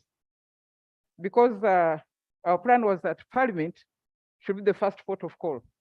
So for us, we are ready. I also want to report that the judiciary has already started taking Swahili lessons. Cabinet takes lessons every Monday for the first 1 hour. So Faith, we are real on course. I'm waiting for your side now. Now, Honorable Samba, yes, the Swahili is now a language officially of the SADC, the 4th language of the SADC, African Union, the UN, ESC. So let's just move on and make sure that we do the needful. However, Mr. Onewa Kikona, nakushukuru sana. Asante sana. Thank you for your submissions. You have encouraged the members now to be able to speak. Now, on Nambeshe, the solution will be really the federation, because sovereignty of each country, until we Switch on, Right Honorable. Difficult to enforce. For instance, the Republic of South Sudan, they are members, but they're not part of the customs union. They have not yet succeeded. We have not yet established the remedies committee because some partner states are not willing. So the ultimate solution is a political federation. I think that will help us to organize ourselves. And on the issue of aflatoxins, we have made some progress, but I think we need to advise our farmers on the standards so that when they're exporting, they don't fall into these problems. But we are on course. Thank you very much. Thank you. Thank you. Next item.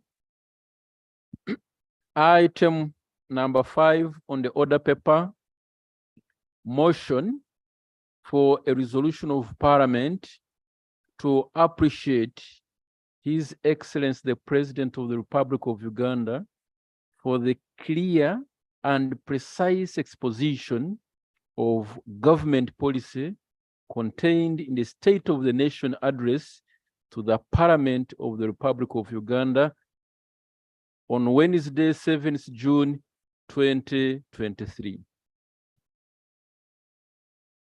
I'm seeing the Right Honorable Prime Minister on the order paper, but there is a communication she wanted to first clarify. Right Honorable Speaker and colleagues, delegation is the only way you can effectively lead. And so the Honorable Kate Sumbwa is coming to give the motion. Thank you. Honorable Kate Sumbwa.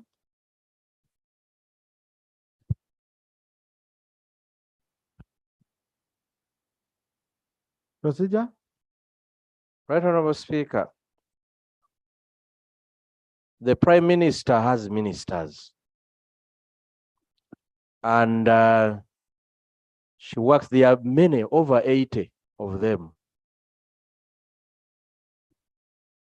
including one from Democratic Party.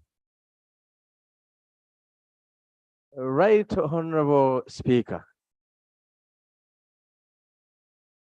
are we proceeding well when the Prime Minister shows a vote of no confidence in all the ministers and picks a member, a backbencher, to come and present a motion here? Moreover, a motion of the President's speech. Right Honorable Speaker.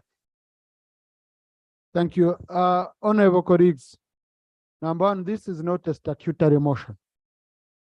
It's not a statutory motion. It could be moved by any of the members.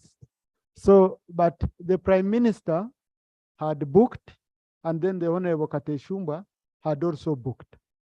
And then we told them to sort themselves out, but the order paper had read the Prime Minister. So I told her that for purposes of amending the order paper properly, the individual considered, the member considered to be the one moving the motion, needs to go on the floor and explain. So now the order paper clerk amended to reflect Honorable Kate Sumbwa because they reconciled on the matter. So Honorable Kate Sumbwa. Thank you very much, Right Honorable Speaker. Whereas Article 101, one of the Constitution of the Republic of Uganda, 1995, requires the President at the beginning of each session to deliver to Parliament an address on the state of nation. And whereas His Excellency the President, Yoweri Kaguta Museveni, in compliance with the requirements of Article 101 of the Constitution, delivered the State of the Nation address to this Parliament at Koro Independence Grounds, Kampala, on Wednesday, 7th June 2023, aware that in his address to the nation, His Excellency the President highlighted key strategic areas which government will prioritize. Further aware that in his address, His Excellency the President informed the nation that the key strategic priority areas will enable government to achieve exemplary fiscal performance, which will result into increased revenue, thereby reducing Uganda's reliance on debt to finance the national budget.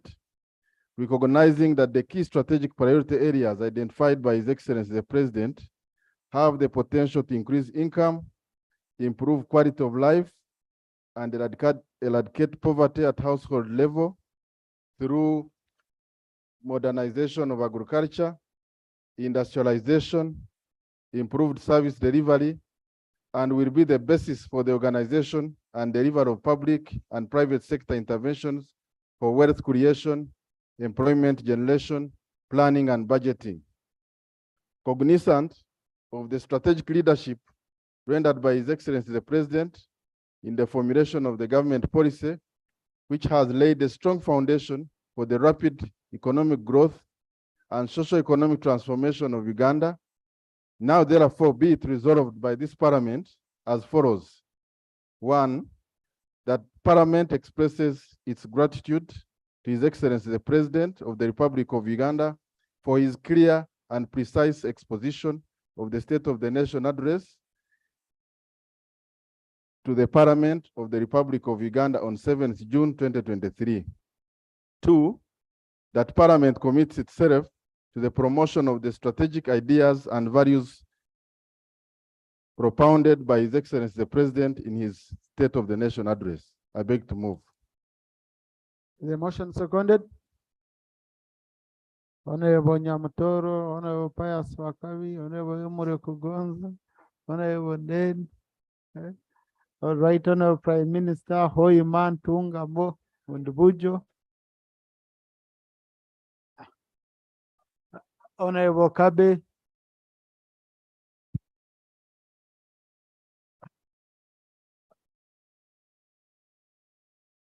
No, the whole house, but also add Honorable in Irene. Yes. So Honorable, do you love to speak to the motion? Right, Honorable Speaker and Honorable colleagues, in fulfillment of the Constitution requirement under Article 101 of the Constitution of the Republic of Uganda, the President delivered the State of the Nation address. In his address, His Excellency the President laid the foundation to the lawmakers and the country at large, giving the government's priorities for the financial year 2023-2024.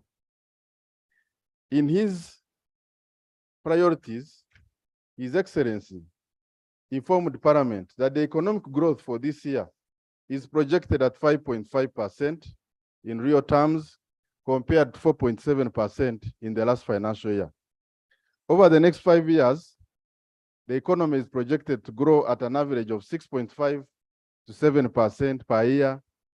That is equal to economic stability as a result of low inflation, establishment of more manufacturing plants, continued implementation of the parish development model, support to the small and medium-scale enterprises through Emyoga, youth and other women funds, increased oil and gas sector activities, and growth in the regional trade, as well as the positive impact of the continued recovery of the economies in the Middle East, Asia, Europe, and USA, which are our markets for exports. Right, Honorable Speaker and colleagues, the President highlighted that by the end of financial year 2023-2024, Uganda's GDP is projected to grow to 207 trillion, which is an equivalent of about $55.17 billion. And that translates to $156 billion by purchasing power parity terms. This means that the GDP per capita is projected to grow from 1,096 in the financial year 2022-23 to 1,186 in the financial year 2023-24. On the issue of inflation, His Excellency the President stated that the prices of domestic goods and services have come down compared to last year, and such products such as edible oil, petroleum, cement are examples given. The food prices remained high due to climate change effects that has caused prolonged drought. His Excellency the President, while addressing the issue of the State of the Nation, highlighted that the issue of climate change is as a result of our practices which we need to manage. And that the government is addressing the issue of climate change as follows. Number one, the ongoing government investment in small-scale solar-powered irrigation. Number two, vigorously enforcing presidential directives on charcoal burning and wetland cultivation. Three, enforcement of the National Environmental Act. Four, restoration of degraded wetlands. Five, demarcation of wetland boundaries and strengthening awareness and sensitization campaigns on the conservation of wetlands. And finally, providing alternative livelihoods for people that have been encroaching on wetlands. Right Honorable Speaker and colleagues, His Excellency the President has set out the priorities to reduce floods that have ravaged the country in the past, causing significant damage to wetland vegetation, infrastructure, roads, gardens, loss of life for human and animals, including flora and fauna, and disruption of movements and transportation of goods and services, hence affecting the economy, as recently noticed from the damage of Katonga Bridge, which was washed away by floods. His Excellency the President implores all leaders to enforce interventions to address the problem of floods, which involve protection of water catchments and the general environment, so that they perform their function of storing and releasing water safely, even when there is an increase in rainfall. Regular maintenance of water bodies and rivers to perform their function of water storage and conveyance, demarcation and protection of lake shores, riverbanks, and wetlands to limit encroachment by settlements, construction of water storage facilities, agricultural activities, other developments, and strengthening the early warning systems and enforcement of water and environmental laws at all levels. Further still, His Excellency the President pointed out the strategic need for value addition as a link between agriculture and industry. Government registered progress in export revenue of goods and services amounting to $6.04 billion for the calendar year ending 2022, of which the export of goods merchandise was worth $4.2 billion.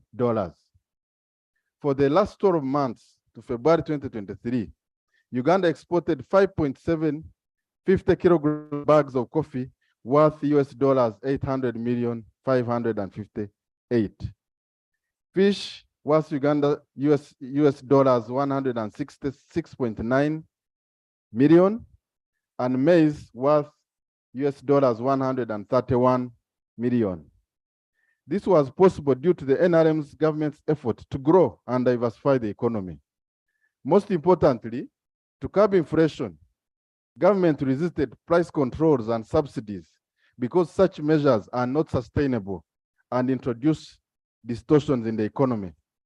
The government's strategy is that anything agricultural that is not consumed fresh should be processed industrially so that it is preserved to reach distant markets through value addition.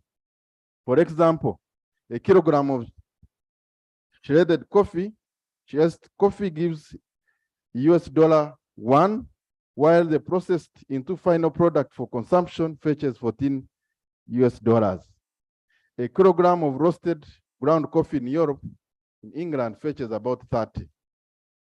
The President noted that this suffocation of producers should end. Right Honorable Speaker and colleagues, domestic revenue in the financial year 2022-2023 was estimated at 25.55 trillion, which translates to 13.7% of the GDP. In the financial year 2023-2024, government will collect 29.67 trillion as domestic revenue. The government is planning to raise at least 18% of the GDP in the next 5 years, as the large part of the population joins the money economy. The industrialization drives across the country has brought about positive results. There are 8 government-owned industrial parks which are operational in Namave, Luzira, Bweyogerere, Soroti, Mbale, Jinja, Mbarara, and Kasese. The industrial parks in Kalomoja and Koboko will soon commence. In addition, Right Honorable Speaker and colleagues, there are 3 industrial parks which are operating under public-private partnership arrangement. The total number of factories are now 4,008, employing 150,685 Ugandans, largely the youth, who form the biggest percentage of our population. This is a reflection of socio-economic transformation. The President emphasized on the parish development model that will accelerate socio-economic growth, where 39% of the households in the non-money economy will be moved to the money economy.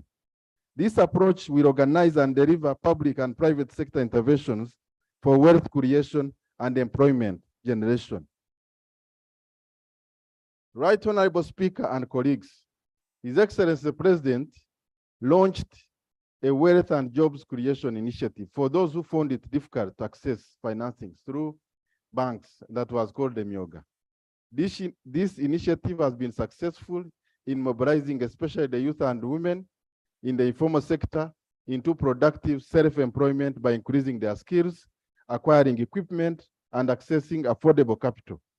As at the end of December 2022, seed capital amounting to 258 billion had been disbursed to 6,714 Myoga circles and 1.8 million individual beneficiaries.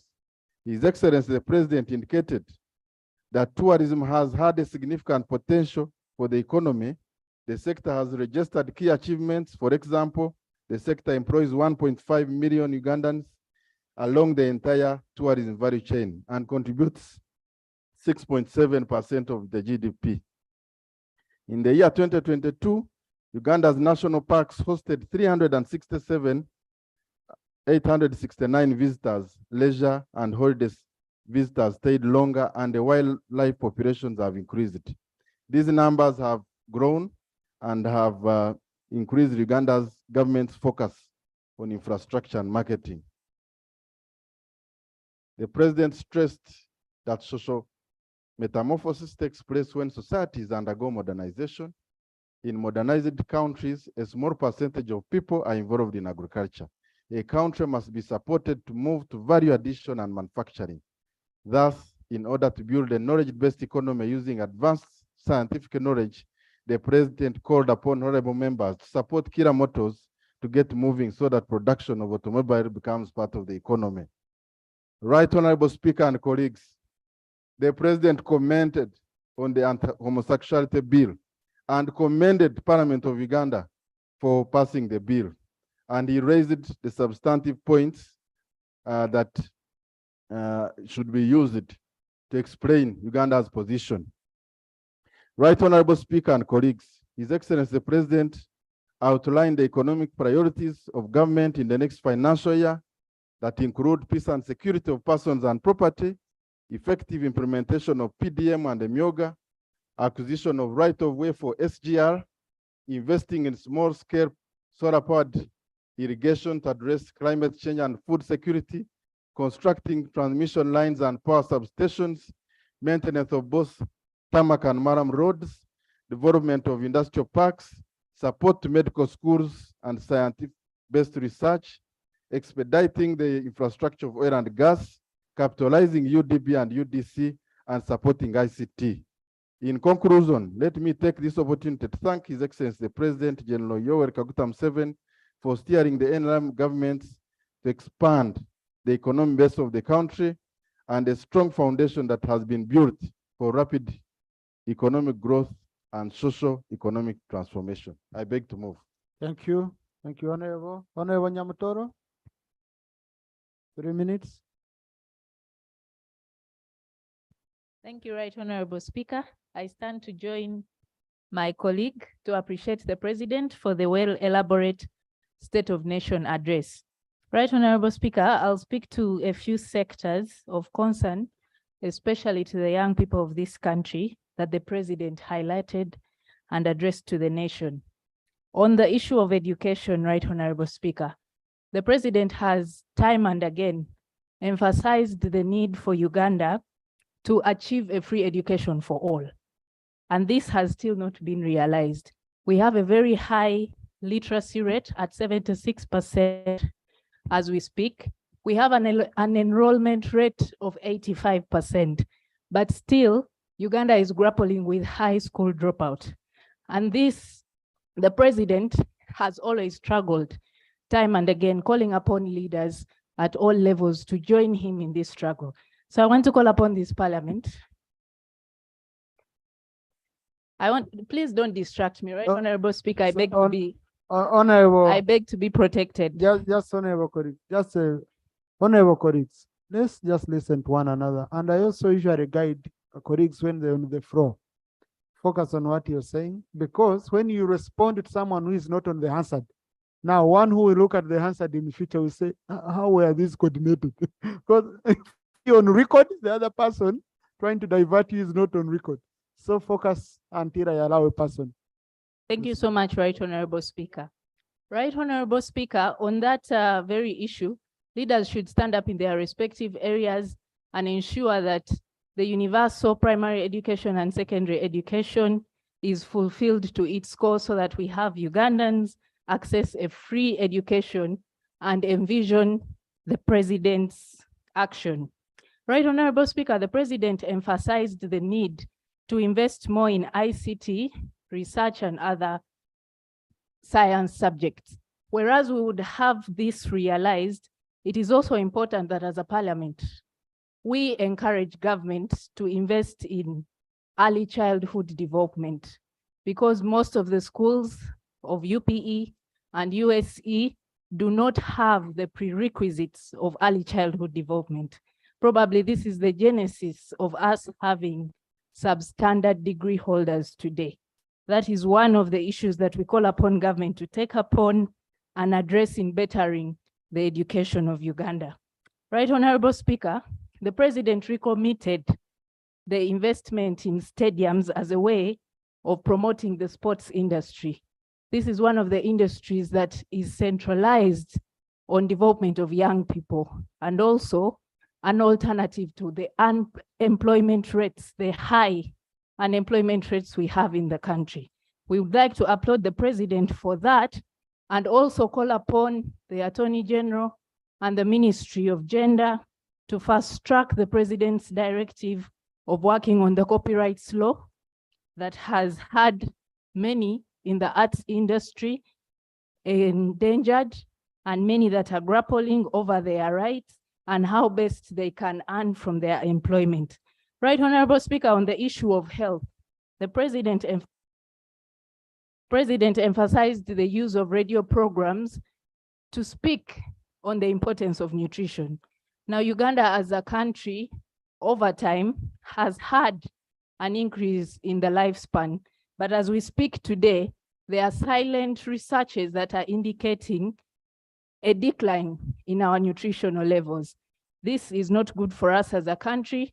It is very important that nutrition is taken seriously right from prenatal stages. We need to have Ugandans sensitized as a country that the backbone is agriculture. Nutrition can definitely not be any of our problems. Right, Honorable Speaker, lastly, as I conclude, the president called upon Ugandans to fight the endangerment of malaria. Malaria has always been one of the diseases that is claiming many lives of Ugandans and Africa in general. Until today, we still do not have a sustainable way of putting an end to malaria. And I think that is one of the issues that is still taking many lives of young people. As the Ministry of Health is putting in a lot of effort to ensure that malaria is eradicated, it also is incumbent upon us as leaders to continuously sensitize the community about the dangers of malaria. Although the president did not mention— Kind of conclude. Yes, right, Honorable Speaker. Although the president did not mention about sexual reproductive health and rights, right, Honorable Speaker, as an advocate of the young people, allow me to utilize this opportunity to encourage Ministry of Health and government in general to invest in sexual reproductive health enrollment in schools across both people, enlightened on their different rights to ensure their well-being so that we have healthy citizens. Thank Right, you. Honorable Speaker, I beg to second. Thank you. Now, honorable colleagues, Honorable Nyamtoro was the official seconder. The rest of you were on the edge. You know, we are seconding what she seconded. So I now open Honorable Biakatonda, Honorable Flavia, Haji. Thanks for I'm seeing Honorable Musana in the corner. I pick Honorable Rinda Irene, and I pick Florence. Then I'll pick you. Don't mind, Honorable colleagues. So let's first get a procedure matter. Thank you, Right Honorable Speaker. Right Honorable Speaker, the tradition has always been that after the State of Nation address, we get a copy. Like today, we have got a copy of the budget speech. Can we be guided procedurally what could have happened? Because that would enable us to debate, not just using our memory to remember what we had on that day, like because we have a copy of the budget speech here. So I don't know the procedure matter is whether the rules have changed. Right, Honorable Speaker. No, in the rules, it's not provided for anywhere that we should give. You said it was a practice, so don't refer to the rules. But also the rules, yeah, said. the rules, yeah. Yeah, but So, I thought members had gotten. No, May I we have my copy? But also I got mine by being present at Kororo. Yes, by being present at Kororo, I listened to everything. It was also in the media, everywhere. It's been maybe formally, say formally, members. So we shall arrange copies. Right, Honorable Prime Minister, I kind of ensure that we get copies of the State of the Nation address in the pigeonholes of members. But I know the members know the issues, really. And when you look at the motion, he has expounded, especially during justification, most of the issues that were covered. So we can go on with the debate on Occupy Steam. It doesn't cause any problem. Thank you, Right Honorable. Moreover, we shall have Leader of Opposition has given me a notice. He will be presenting the response. So we are going to have enough time. Yes, Thank you, Right Honorable Speaker. I stand up to second the motion arising out of the speech of the President, and I need the movers. Right Honorable Speaker, we are trying to fire a rocket, and Uganda is now a rocket which is destined to fly. Right Honorable Speaker, the economy must grow. On value addition is very key. You find that in the region, Tanzania is getting US dollars 353.1 from processing cashew nut. That is almost half of our budget, or a quarter. But Right Honorable Speaker, to do that, they have regulated the cashew nut. And it's even set out under an act of parliament, of Tanzanian parliament, 2006. But we don't have regulation on that. Our cashew nut essentially is moving left and right, being cut into charcoal. This is an area we need to tap into. I think we're on value addition, Right Honorable Speaker. We need regulation and a clear indication that we are moving in that direction. On macadamia, Kenya is the biggest exporter now in the region with 13% globally and earning a lot of money. Right Honorable Speaker, we need to process this because when we do this, it means we are adding jobs to our youngsters. But what we are doing now, we are not employing because these sectors are not actually absorbing our people. These economies. On climate change, Right Honorable Speaker, there is nothing difficult like managing somebody who is hungry. According to World Health Organization, an average human being must eat 3 meals. But in the countryside, I think it's very difficult even to have 1 meal. What do we need to do? We need a paradigm shift in technology, Right Honorable Speaker. Or now we put. Thank you. Thank you. Please, Honorable colleagues, I want. Now, I'm told there was second, but the motion I have is signed by only 1 seconder. So I consider the one who signed. Yeah, the one who didn't sign, I don't consider. Honorable colleagues, you see, the motion is very clear. So when we are debating, you either tell us whether you agree that the president did a good job or not. Okay? Yeah, that's what you because you see, you need in your debate to show that you agree with the mover, because our resolution in the end will be a resolution of Parliament to appreciate His Excellency, the President. So you either, for you in your debate, you either agree or disagree. Then we shall put a question and we come out with a resolution, okay? So let's be clear. Honorable Flavia, 2 minutes each. Thank you very much, Right Honorable Speaker. Is Dr. Bukenya around? If he's around, he will notify me so that I allow him. I would like to agree with the mover that we appreciate His Excellency for the State of the Nation address. Right Honorable Speaker, I agree with the President that household incomes and education will drive this country to a middle income status, because no country is better than the status of its education. And His Excellency was very particular at the levies that the schools are putting up on the parents for various things in the schools, that they are deterring the students to continue with school. Right Honorable Speaker, it is not only the levies. When our schools don't have classroom accommodation, when our schools enrollment of teachers, half of them are paid by parents, when our schools don't have desks, when our schools don't have latrines that cover the school, and it is one stanza being lined up by all the children at school, then, the Right Honorable Speaker, I think as members of Parliament, we need to take very keen interest on whether the school environment can afford the students to stay at school and not necessarily the levies.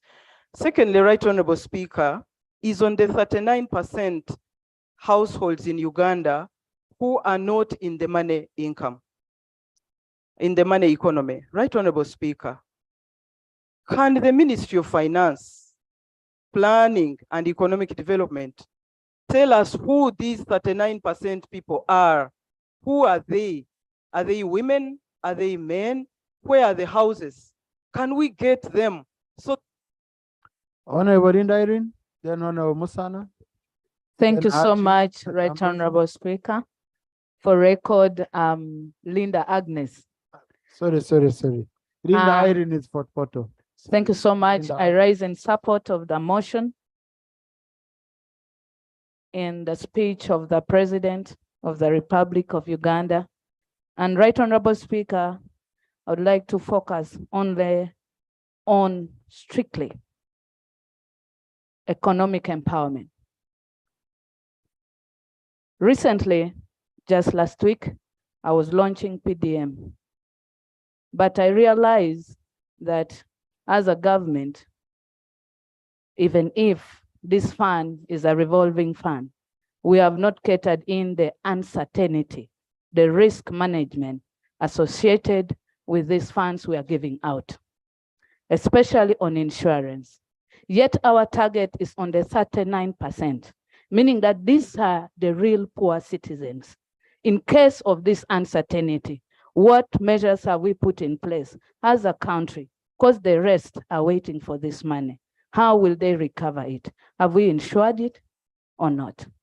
That's a question that we have to move on thinking of how we can do it, since the grace period is for 2 years. 2, on education, Right Honorable Speaker.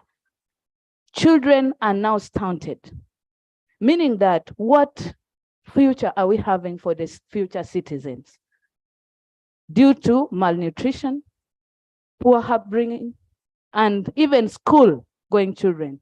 I suggest that as a country, our government school have learned. Why don't we push our government school to start cultivating our crops for feeding these children in school? This will help the parents. Thank you. Honorable Musana.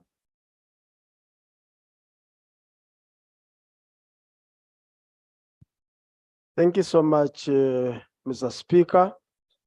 I want to support the motion where we see the president specifically addressing the issue that has been a very big one, and the answers are still pending. and this is unemployment. Mr. Speaker, the president has been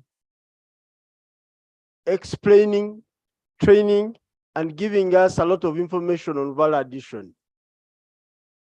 There has been a very big issue on those tools, on those other issues like infrastructure that would help us achieve this value addition. It has been micromanaged because we are seeing little being achieved, and yet we have the biggest population that would want to benefit from this value addition. Because we are doing very well in agriculture, and many of our products are just meeting many challenges, but on value addition, we are doing poorly. Mr. Speaker, if we are talking about answering the issues that affect us, we have a challenge on budget performance. We are doing a lot of work as a country, the budget cycle, all the processes being done, but we have a challenge on implementation. Implementing the budget is another big question. Making it is okay. Thank you. It's Haji.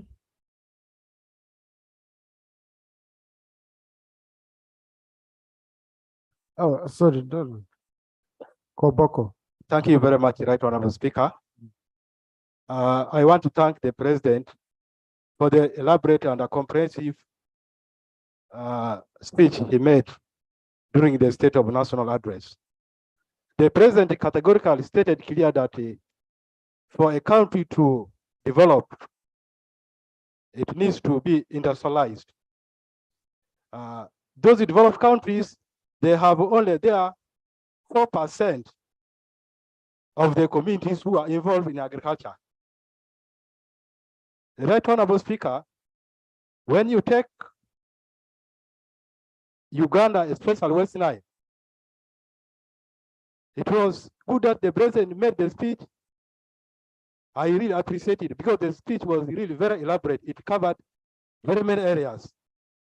But when talking West Nile, we also need to industrialize. For us to be employed into industrial sector, we don't have industries in West Nile. Power is not enough in West Nile. And the population of West Nile yet is still in Uganda. That needs to be involved in the development prospect of Uganda. So in that regard, although I appreciate the speech that was made by the President, His Excellency, we really need something to be done in West Nile so that we develop with other parts of Uganda. Thank you.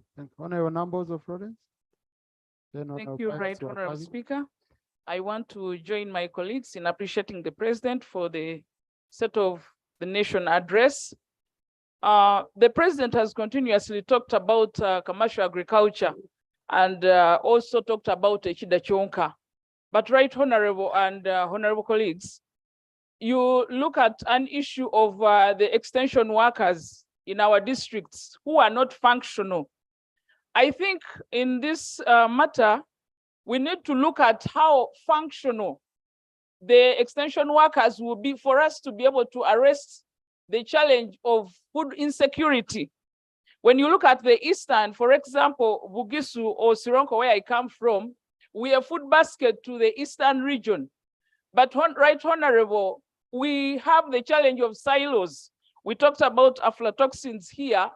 Our food is picked right from the gardens. The people who sell our food across the borders pick it right from the gardens before it is even ready. So the post-harvest handling management is not done in the right way. Then when you look at the issues, for example, of water-stressed areas, right now we have floods, but why don't we have valley dams so that we can make irrigation possible? So that we have a deliberate means of not having drought or not having food insecurity in areas, for example, Karamoja, you will find that the government will be taking food to Karamoja, but how sustainable is that? Then two, I look at the point of PDM. The people of Mbale have been, the people of Bugisu region and Bukedi have been awash in papers because of sleeping on the roads in Mbale along the back. Thank you, Honorable Wakabi.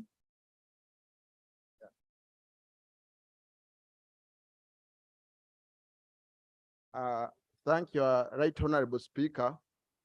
To me, this year's address by the president was the best in his life.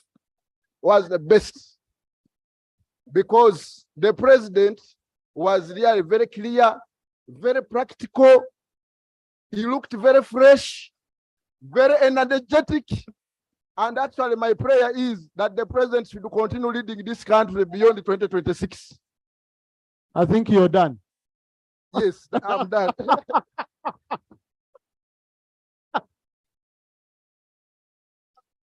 Okay, so Honorable Namuga Goreti. Namuga Goreti, then Sazi.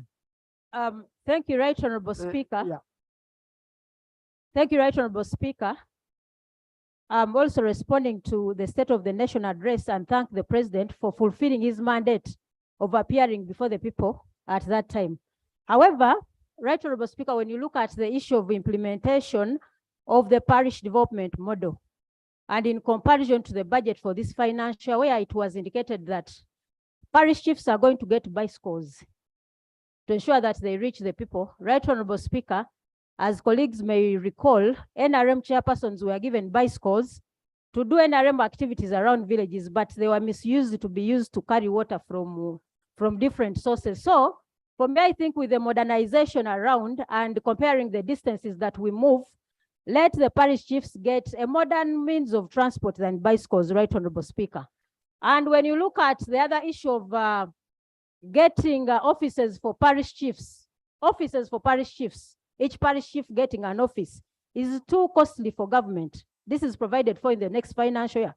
And if you are speaking about rationalization of government agencies, then you are talking about providing more offices for parish chiefs. For me, I think it's not being sustainable on the side of the parish development model. On the side of rationalization of agencies and reduction of public expenditure still, I think there is a delay in implementation of this. And the president did come out on the issue of corruption. He only blamed the DSOs, that it is the DSOs who have really held us back on issues of corruption. So I think he should deliberately come out to mention that it is his ministers close to him that have frustrated him on issues of corruption, but not the DSOs. Lastly, on issues of provision of subsidies, the president said that when you give subsidies. Right Honorable Speaker, I'm attempted to put my sister on point of order.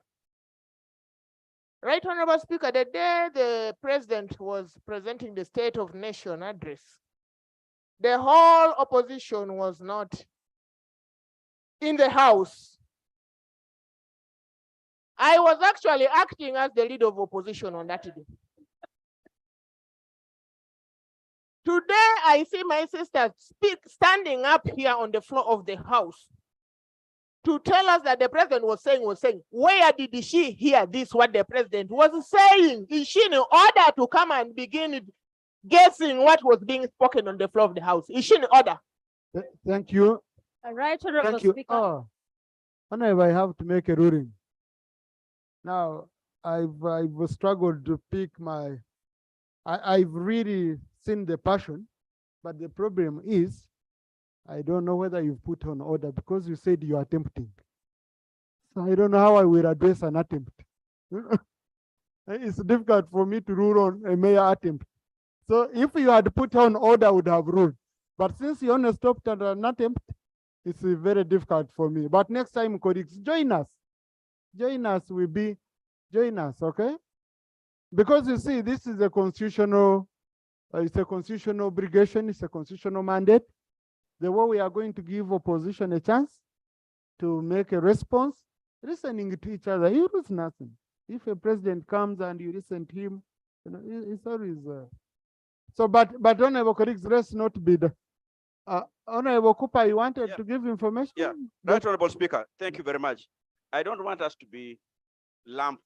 I'm a member of opposition, and I was in Kololo, both for the State of the National Address and the budget. So it should not be lumped at all opposition. It could, if Honorable Cooper, you are an independent member of parliament. Record. Honorable Santa, I don't know how I will determine whether you're opposition or not. I am.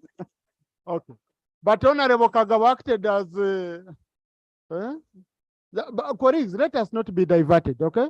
Let's remain, there is a very clear motion, but the most important point Honorable Susan made, it was just an appeal, Honorable colleagues. You know, let's always attend and listen, you lose nothing. Honorable Goretti, conclude. Thank you, Right Honorable Speaker, for your ruling, and only to remind my colleague that I'm the Shadow Minister for ICT. And the theme for next financial year elaborately says modernization of the economy through commercialization of agriculture, access to market, but broadly digital transformation. So I implore you to really use Zoom like the ministers do, as the Right Honorable Nabanja said. So lastly is on the issues of subsidies. Issues of subsidies, the president said, the president said that he did not give subsidies on fuel because we would go to bars. So I want to remind the president that fuel is not used to go to bars. We use the fuel for productivity. Thank you. Thank you. Yes. Honorable Sazi. Thank you, Mr. Speaker. Mr. Speaker, there is nothing to appreciate about in the president's speech. Yes, it's my opinion. Yes, Mr. Speaker, I'm wondering whether we still live in the same Uganda with Mr. Museveni. I'll take one example, parish development model. He brought it as a success. Mr. Speaker, this program came in 2021, 2022, and he promised 30 million. From 30 million, he said 17. From 17 to 7. And from Uganda, my constituency, nobody received that money.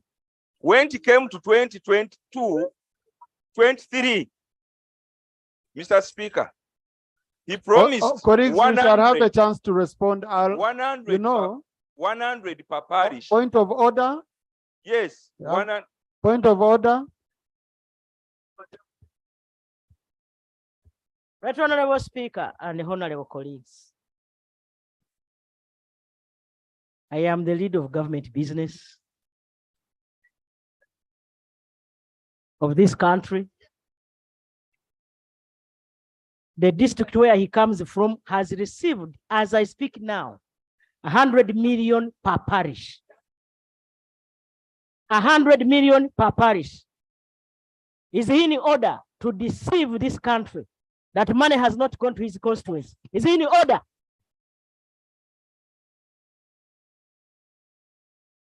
Honorable colleagues, honorable colleagues, honorable colleagues, let's do it this way. On the issue of parish model, okay? For us to be very, very clear, let us request the Minister for Local Government and Finance to table a list, okay, of districts and how much they have received. Okay? No, please. Now you're telling me what to do.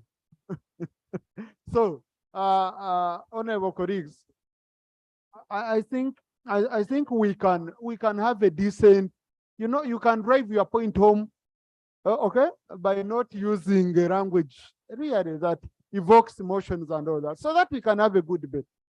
Just honorable. Mr. Speaker, I'm not deceiving. Yesterday I got evidence because this year they had promised 100 million per sub-parish. Yesterday I got evidence. Each circle got 57. 57, not 100. And that money has not yet been withdrawn. It is on account. Nobody has got money in my constituency. So there is nothing to appreciate about. there is nothing to appreciate about. We should not excite Ugandans. We should be clear. Now, Honorable Sir, you see, Honorable but Sir, we did not get anything. Honorable colleague, the problem is when you start debating, focusing on an individual, not knowing you're going on answer. Okay, all of you lose it. Let's be sober. Let's sober up. Yes, yes. Okay. Let's be in what? Let's sober up. I have made my ruling clear that the minister should bring evidence here. Yeah. So let's wait. It's not a matter of saying this has been received. This has been received. Okay. So please let's wait for the minister to table it here, and colleagues, you will access it. Okay. So go on another point, Honorable, and conclude. But I don't support the motion. Oh, very good. Thank you. Yes, Honorable Sasaga. Colleagues, emotion has two sides. Okay? You have people who agree and those who don't disagree. So as a speaker, I will allow those who agree and those who don't agree. So I must allow both. That's what emotion is all about, and that's what a debate is all about. What I do is very simple to ensure that I put into consideration the numerical strengths in the House. That's what I consider. I know where I pick, how many NRM, how many independents, and how many opposition. Yeah, thank you, Right Honorable Sasaga. Right Honorable Speaker. Thank you so much, Right Honorable Speaker. If I had the ability, I could amend the motion because the president talks about floods, and we are much aware how Mount Elgon region has been largely affected with landslides. And have really affected the area. In his policy and speech, I could have expected him to talk of the mitigation measures in the policy, which are going to handle the issue of landslides in the Suronko, Duda, Manaf, and the neighboring districts. That one, he doesn't mention about it completely, much as it dwells about the floods, which are a bit obvious. The second one, when it talks about poverty and the driving poverty out of Uganda, yes, he meanders a bit and goes to Miog and the rest, but I could have expected from the cooperative perspective to mention more about cooperatives, how the cooperative bank and the branches will come up to drive poverty out of it. That's the lasting solution, where the farmers could go, get money from, and support their enterprises. The last one, he talks about the 257 billion in science and technology. If you look at the enterprises supported under science and technology, they are 55. But most of them are on issues. Thank you, Honorable Rusakero. Then Honorable Timozagu. Thank you, Mr. Speaker, for giving me this opportunity. I also add my voice in thanking the President for conducting his constitutional mandate in addressing the nation about the issues. Mr. Speaker, allow me to comment about the President's address regarding sports. And when he talks about our bid, together with East African countries, to bid for the AFCON 2027. And then he goes ahead and says, we will put resources to build stadiums around the country in preparation for this. Mr. Speaker, I would want to say that as a person who comes from northern Uganda, I see 2027 as very close. If we are to look around the stadiums which are there, I see Peche, Dr. I think Obote in Lira, all of Akibwa in Lira. Most of them, I just don't even see any potential. If we just even scan Nambole here, just close to us. If we scan Nambole just close to us here, it's been closed for I don't know many years without even operation. My fear is we will go for this bid and then the other East African countries will overpower us. Kenya and other African countries will overpower, East African countries will overpower us, Thank you. Honorable, on that issue, I can tell you, we are doing all we can. We are also monitoring it by all means. This is, we just need 2 stadiums because you see Kenya, Tanzania, and Uganda.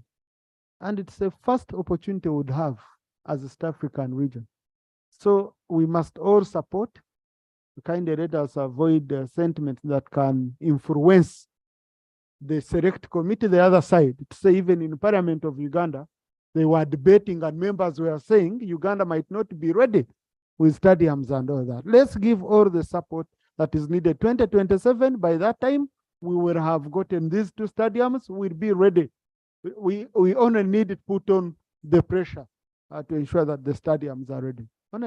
Michael? Thank you so much, Mr. Speaker. Then I'll pick Hoima, I pick Masindi, I pick Tororo, I pick Kamuri. I'm also going to pick Ngora. Oh, and Tororo. I'm going to give you colleagues a quick. Yeah. Thank you, Mr. Speaker. I stand to support the motion as moved by Honorable Kateshumbwa. The President was so much passionate about industrialization in the State of the Nation address. He indicated that lack of infrastructure, expensive power, and expensive capital are the challenges industrialists are facing in Uganda. However, there is something he has not been reminded about for so many years, and it has never appeared in the State of the Nation address. There is an issue of technology transfer. Many countries in Asia developed because they got technology from Europe and USA. At the moment, even when we have Asians coming here in Uganda, transfer of technology is not direct. We need to come out and we have to be very careful with the way we acquire technology. At the moment, countries are buying technology directly because we have to run. So many countries are far ahead of us. At the moment, I propose that the government of Uganda should think about buying technology directly and share it with industries, indigenous industries, Ugandans, who can really use their own capital because some of them have got money, but they don't have the knowledge, so that we can run so quickly and we compete with Kenya in Eastern Congo, because so soon they will go there first and we shall not be able to tap the opportunities there. Thank you, Mr. Speaker. Thank you. Hoima? Thank you, Right Honorable Speaker. Right Honorable Speaker, I want to add my voice to thank His Excellency the President of Uganda for quite an elaborative speech that he gave in his State of Nation address, which I believe that even though it was very long and it made us tired, but it had a lot in it. Right Honorable Speaker, the President in his 10th point, which was education, highlighted on the issue of accessibility to education. Now that we've got his line of thought, now that we've got his points on where he wants us to put emphasis, I request this House, because on many occasions, Right Honorable Speaker, we've let down ourselves, especially when we are doing appropriation, because purely appropriation is the agenda of this House. He says accessibility to education. Take, for example, we had Bunyoro University in the previous budget. We suffered to even convince the budget committee of this parliament to put 2 billion. They gave us 2 billion to start a university. And it is the parliament, it is not the president who appropriates, it's the House. This year, we struggled with the education committee and the budget committee. Out of the 45 billion the task force had asked to start a university, they only appropriated 1.9. So I believe we shoot our own selves sometimes. We blame the president, yet it is our role. No, I wanted to ask you a simple question. that did the government propose money and then the budget committee or the sector committee of education reallocated that money which was for Bunyoro? Yes, Right Honorable Speaker. Chair education, yes, because I have a member of the education committee. I think we need to correct the honorable member. Yeah. And we, as a committee of education, we pushed, there's nothing in the president of that nature you are saying. Actually, we made the PSST finance and the Onamatia Kasaja from Bunyoro to convince them to raise the money for Bunyoro and the higher loan scheme. So the issue of appropriation is not a problem. The challenges come from cabinet, not parliament. So we are very much interested in that money, but we are beaten by the other side, not parliament. Thank you, because I don't want it to go on record that government gave money for Bunyoro and parliament removed it. That was never. I know on the money that was removed, money for Bunyoro University was never touched. I wanted that to go on record. Yes, Honorable Florence Akiki and then Honorable Mzee. Thank you so much, Right Honorable Speaker. I'm talking on two issues. I wish stand here to support the motion of where His Excellency the President gave the State of the Nation address. And indeed, he was very articulate and as always repeated for the sake of us understanding him. And one of the issues was PDM. I've just been to the field in Masini, for example. 100 million has been received by all the parishes. I've just been there and they have given me the data. Number two, innovation. Members, you have to liaise with the CDOs, you have to liaise with the production officers. Some of you don't go back to your constituencies to get the data. Number two, innovation. As a deputy chair of Science, Technology and Innovation, I wish to thank His Excellency on his emphasis on science and innovation. We have just been to the field, visiting universities of Gulu, Lira and Soroti. The scientists are doing great work. And these ones need to be supported. They are producing a lot of prototypes. All what we need is to involve the private sector to commercialize some of these prototypes. We are looking at pathogenic economy. We have looked at a number of plants. We went to University of Gulu. Actually, they are producing a number of medicines where also Dr. Gwango was involved. So sooner or later, if we support, like enough now, Thank you. Now, Honorable Dr. Florence Akiki, as a PhD holder, believes in research and data. So for her, hey, Honorable, conclude. Yes. Conclude. So we need to support the scientist members when the universities bring their budget. Let us increase money for the innovation fund. And the rest be history, the improvement of the economy. Thank you so much. Thank you. Honorable Martin Muzare. Proceed. Thank you, Right Honorable Speaker. Procedure, Honorable Naomi. Thank you very much, Honorable Speaker. I've been quietly listening to the members' debate and presentation, and I've also listened to your guidance on how this motion should be debated. Not get enough orientation to know how to receive this motion. This is very important motion. Honorable Speaker, for the last 2 minutes, I've been listening. There are only 2 members who concluded their submission. And also, this very important motion, each one of us should speak for his constituency regarding this. Is it procedurally right, Honorable Speaker, to give us 2 minutes to debate this important motion. Honorable, you better think of the motion that I'm thinking to bring to reduce this parliament so that we can.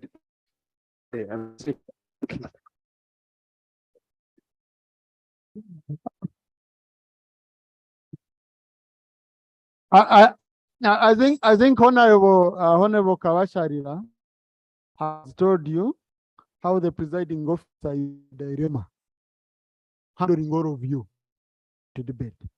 But traditionally, we usually have this debate for like a whole week, you know, to allow more and more. But you see, I've listened. When you're debating, your submission to be related to the resolution and the motion. I'm seeing many, you come with a premeditated mind, and this is what I've come to speak. Whether you prepared it before the motion was prepared, was tabled or not, it seems you come when your mind is fixed. And you go, you know. So because of that, I'm going to suspend the debate for now, so that you go back on the answer and you see how we have been debating, how we've been debating this. Okay. I will start with Honorable Martin Mzari tomorrow. I know for you, you're prepared. You've ever debated. I've already ruled suspending the motion. Yes. We go on the next item. I don't see the Attorney General is around. Item number 6 on We the shall order. resume the debate tomorrow.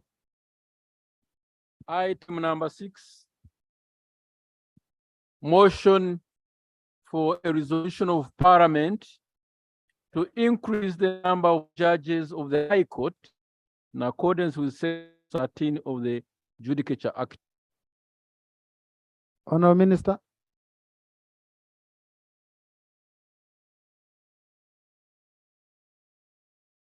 Mr. Speaker, sir, I rise to move the motion which stands in my name on the order paper.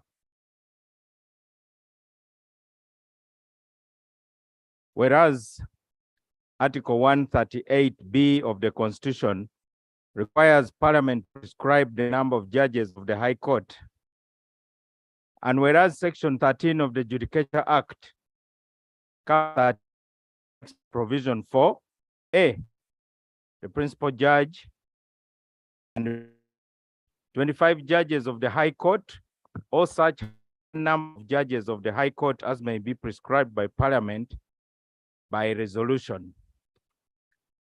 And recalling that the number of the High Court judges was last increased in 2017 from 49 to 8.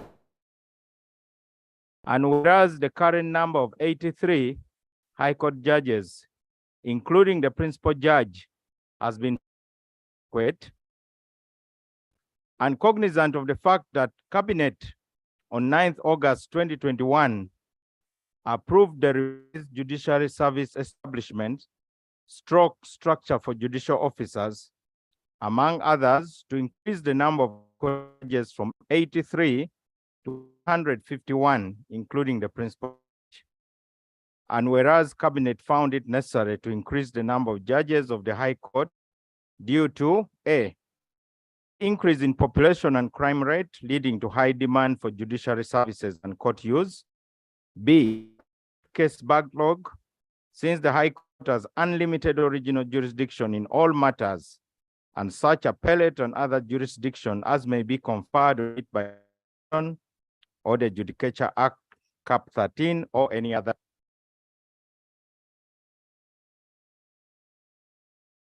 C, the decentralization of appeal to 8 regional offices. D, sufficient number of High Court judges compared to the litigants. E, the steady increase of crime and dispute. F, increased awareness of the population of their legal rights, leading to a more litigious population. Now, therefore, resolved by Parliament as follows. Resolution, that in accordance with of the Judicature Act, Cap 13, Parliament increases the number of judges of the High Court from 83 to 101, including the principal judge. Mr. Speaker, sir, I beg to move. Thank you. Is the motion seconded? Yes, Honorable Kafuzi and Honorable Mushemeza. Honorable Senyonyi, Honorable Seungu, Honorable Nambeshe, Honorable Kupa, Honorable Pamela, Honorable Flix, most Honorable Tiba, Honorable Abdara, the shadow. No, I think he's the shadow in time.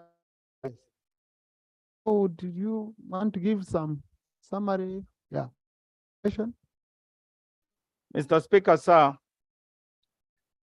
in the book of Philippians, chapter 1, verse 6, it is said, "He who began a good work in you will carry it on to completion." Mr. Speaker, sir, and honorable members, you began this good work when you enacted the administration of the Judiciary Act because of your commitment to ensure access to justice. Right now, the High Court has 83 High Court judges. And most judges, when you visit their chambers, you can hardly see them because the heap of files actually faces. Typical judge has to work even on weekends and public holidays in order to. And that is why the intention of government is to increase access to judicial services. Judges will deal with backlog that continues to be a source of frustration to many citizens. Mr. Speaker, ultimate goal of government to ensure that every county will have a magistrates court, and there will be 8 circuits of the Court of Appeal. Later, we shall be introducing a Judicature Bill 2023, which will propose to increase of Court of Appeal justices from 15 to 56 and Supreme Court justices from 11 to 21. Finally, Mr. Speaker, sir, I wish to inform the House that today, as we stand, according to information from the Secretary, 83 trillion Uganda shillings is held up in our. These are based on trade disputes, construction disputes, money deposited by UNRWA due to disputes on compensation, insurance disputes, banking disputes, intellectual property disputes. Thousands of acres of land cannot be used because of injunctions based on disputes. There are also civil disputes that tie up trillions of shillings. Family courts have so many cases, and these have disabled economic activity. Mr. Speaker, in circumstances where some of our international partners are threatening us, we need to unclog the court system so that this money is released and it flows back into the economy. I urge members to support this motion because it is simply a continuation of the good work this House has begun to support the judiciary.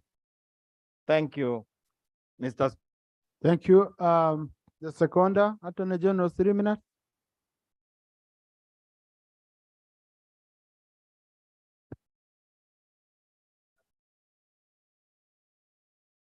Thank you, Right Honorable Speaker.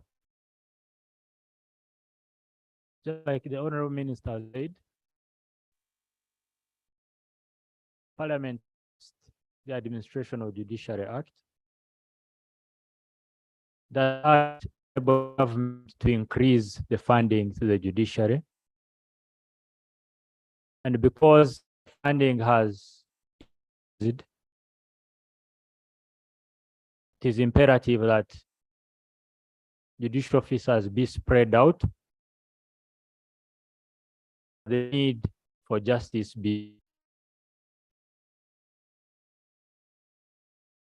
Yes, the funding is gradually increasing.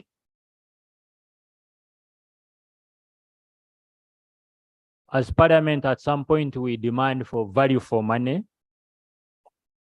We can only achieve that value for money by having enough members on the bench. When you know that you can have your matter dealt with within 6 months, other than 10 years, you will be satisfied, go to court and achieve your aims. It is for that very reason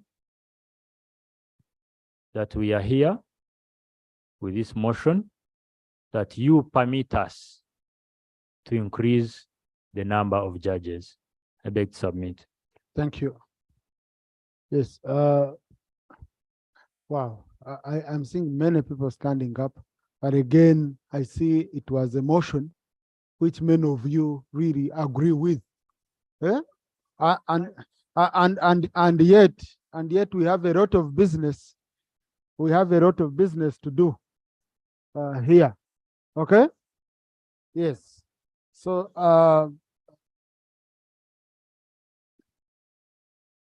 you know, yes, I know, but I'm trying to see who pick and who.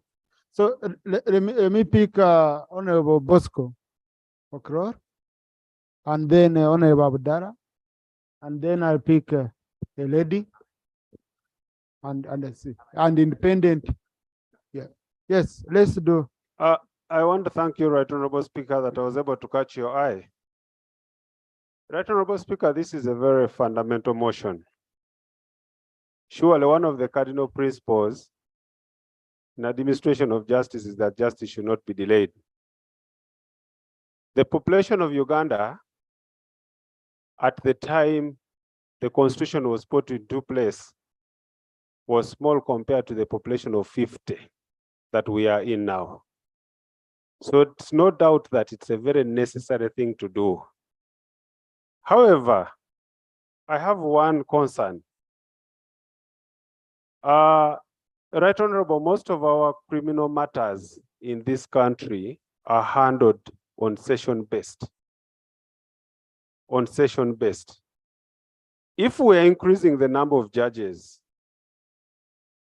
to 180 something for High Court and 50 something for Court of Appeal, then Supreme Court, it's only fair enough that the cases, the criminal cases that we have in the country are hard like the way we consider the civil cases. Let them not be based on the session basis. Most of the cases that we have, somebody is on remand for more than 5 years, and somebody is supposed to serve a sentence of perhaps even 4 years. But you find somebody is on remand for a very long period. People are languishing in these jails.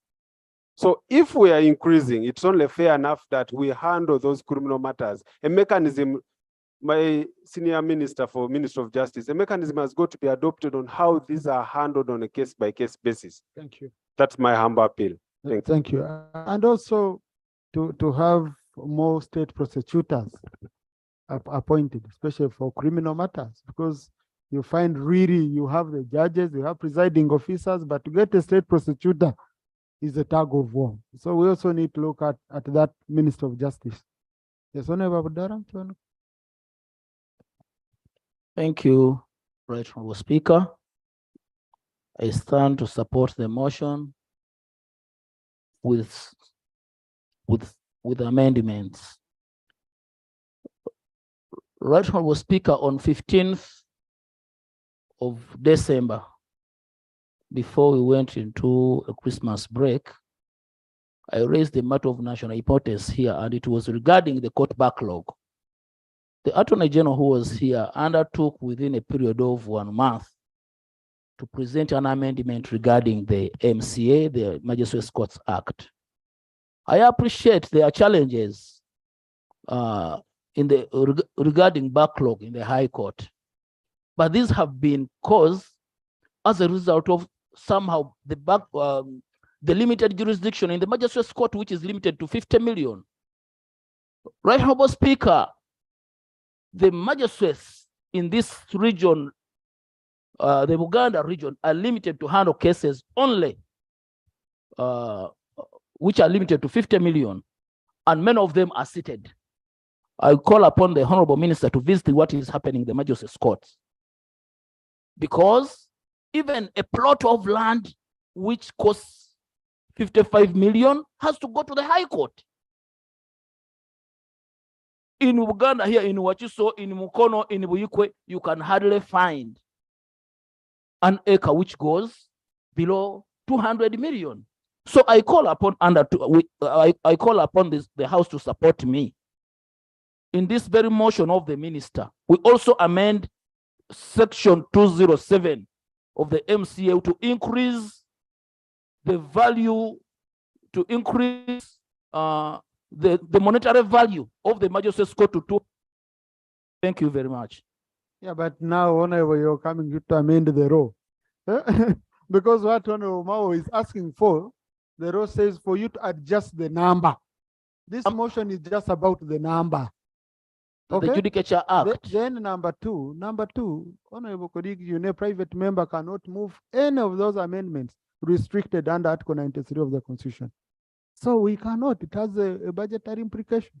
So we cannot, let's handle the motion the way it is, but the Honorable Minister has taken note. I'm very sure, and I think he will respond to you.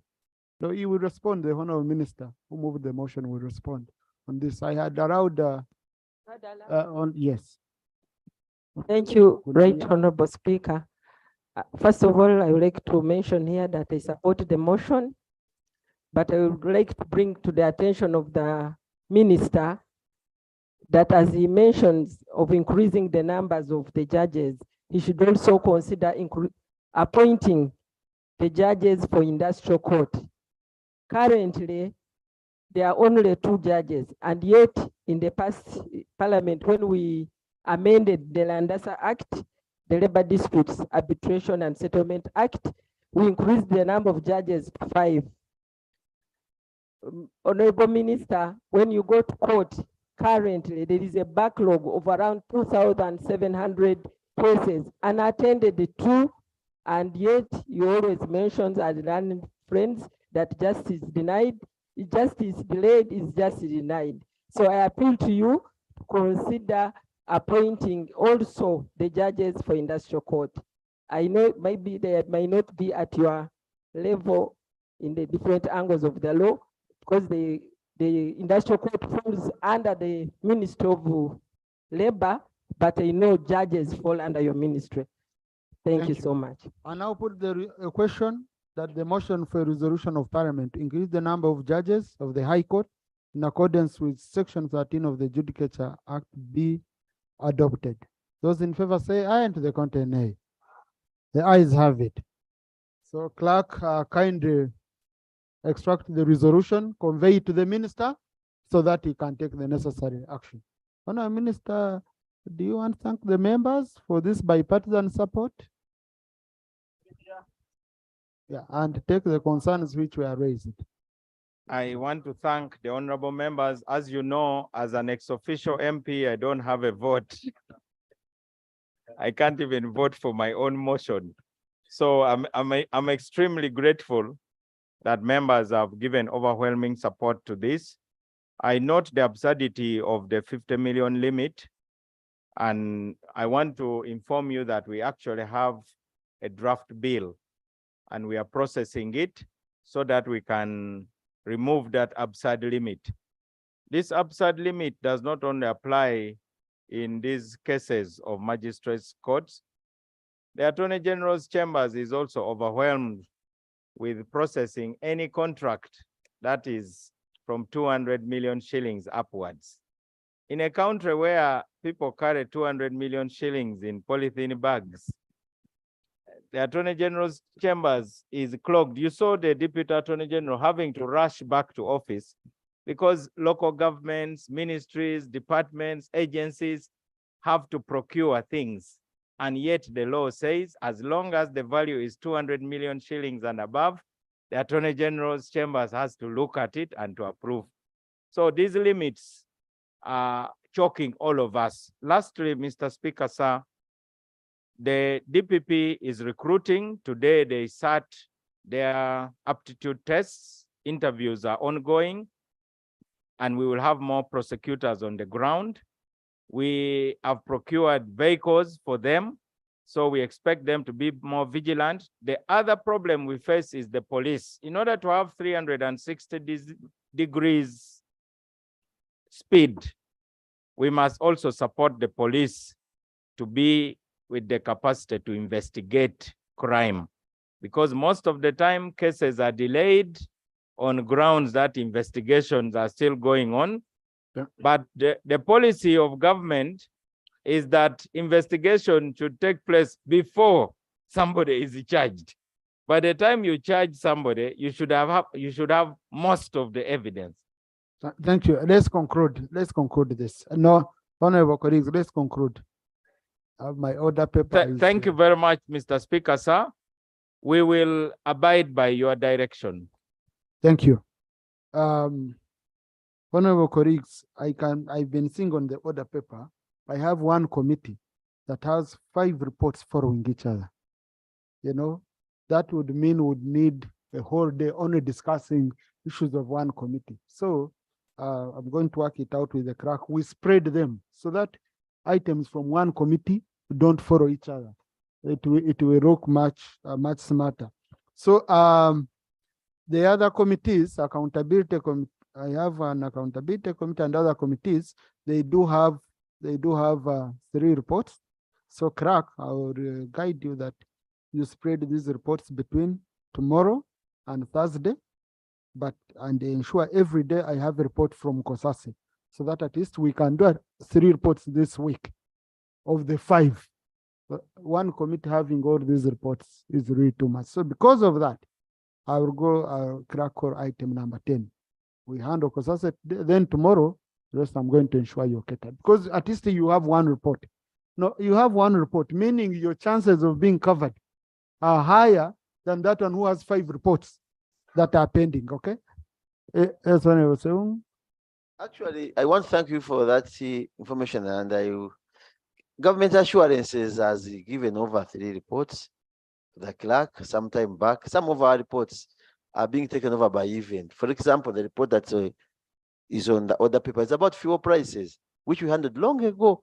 I pray that I know my neighbor has tabled a number of them, but their intelligence, we should also be given some first priority. Yes, I'm going to. So that I'm going to consider reports, colleagues, tomorrow. My members don't look very weak. No, tomorrow, honorable, I'm handling you.